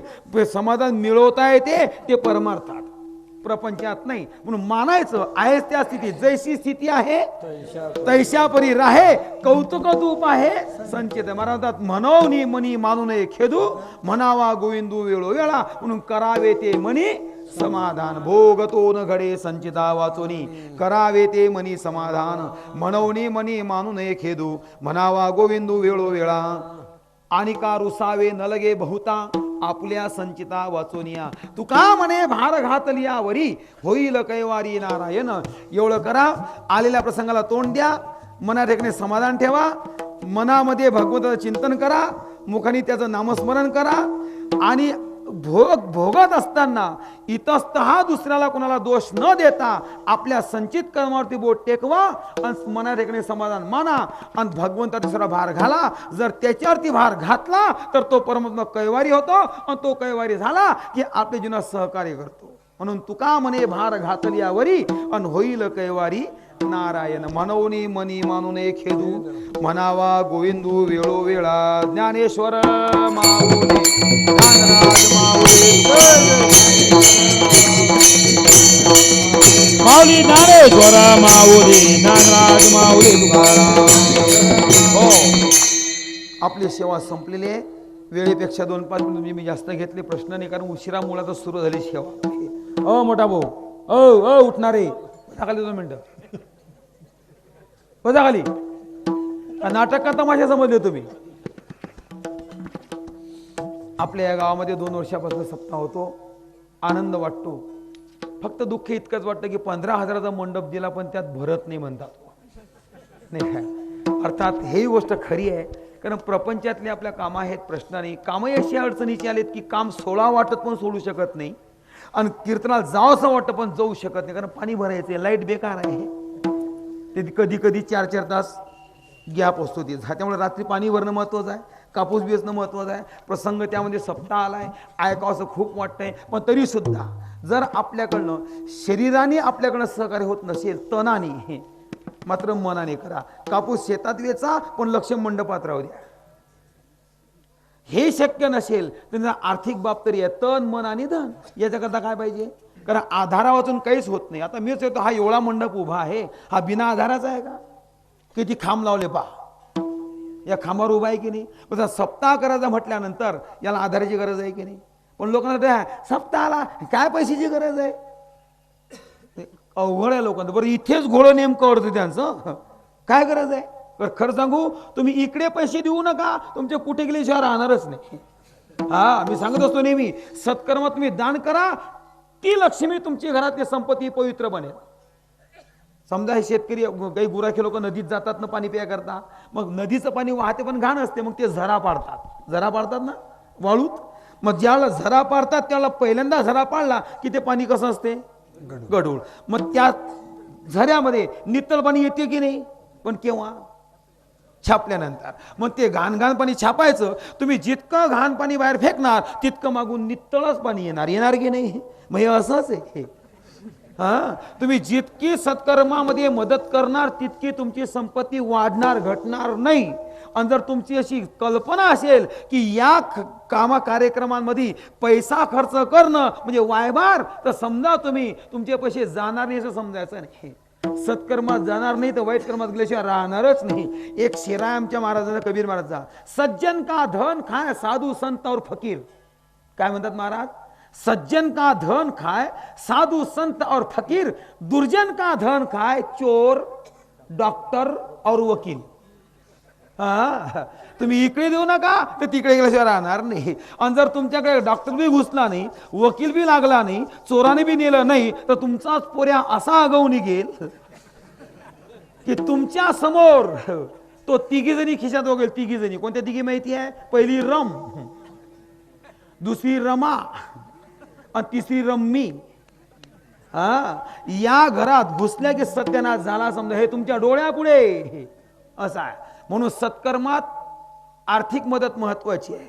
आपण जर 10 पैसे दिले ते 10 रुपये नक्कीच होतील असं समजायचं नाही. काय वेळे लोक थोडी आहेत दान देणारे. म्हणून आपल्याकडनं तनाने जमलं नाही तर मनाने सहकार्य करा, मनाने जमलं नाही तर धनाने सहकार्य करा. जर पैसा नाही मिळाला तुम्ही नाही सहकार्य केलं तर कार्यक्रम बंद पडून जाईल. आता सुरू झालेला आहे कार्यक्रम, हे रोपटं लागलेलं आहे. आता निदान याच्यापेक्षा मोठं होऊ देऊ नका, पण निदान याच्यापेक्षा लहान करू नका. आणि लहान झालं तर चालेल पण निदान बंद पडू देऊ नका. नाही तर सांगू तुम्हाला, शेंब्याचं नाव पुढे येईल. का सप्ताह शेंब्याचा पहिलं वर्ष धाम धूम, का दुसरं वर्ष टाम टूम, तिसरं वर्ष साम सुम, असं होता कामा. लक्षात येईल आपल्या. म्हणून माझी विनंती आहे, सर्व मंडळींनी आपल्या अपेक्षेपेक्षाही किंवा आपल्या परिस्थितीप्रमाणे आर्थिक मदत करा, तनामनाने मदत करा, सेवा करा. ही देवाची सेवा आहे, सहकार्य आहे. मात्र बंद पडू देऊ नका, कारण तरुण वर्गाकरता या गोष्टी फार मोठी आवश्यकता आहे. नाही तर आजचा तरुण कुठे चालला तुम्ही गंमत पहा. मोठे आनंद वाटतो मला. ही तरुण मंडळी उभी आहेत सर्व. आहे कोणी एखादा म्हातारा यात आहे का? मग तर पहिल्यांदा शंका निर्माण तुमच्या गावात म्हातारे नाहीच का काय असं वाटलं बरं का पहिल्यांदा. नाहीच आहेत तरुण मंडळीमध्ये, असं आहे. अशी तरुण मंडळी जर तयार झाली तर मग प्रश्नच नाही. पण या तरुणाला उचलून धरणे आपलं काम आहे सर्वांचं. म्हणून चांगलं होत नसेल तर करू नका, पण वाईट तरी करू नका. म्हणून सर्वांनी सहकार्य करत चला, सहकार्य देत चला. आणि करणारी जी मंडळी आहे पुढची त्यांना प्रोत्साहन देऊन, आधार देऊन उभा करा. आणि असे कार्यक्रम वेळोवेळी दरवर्षाप्रमाणे साजरे करत राहा.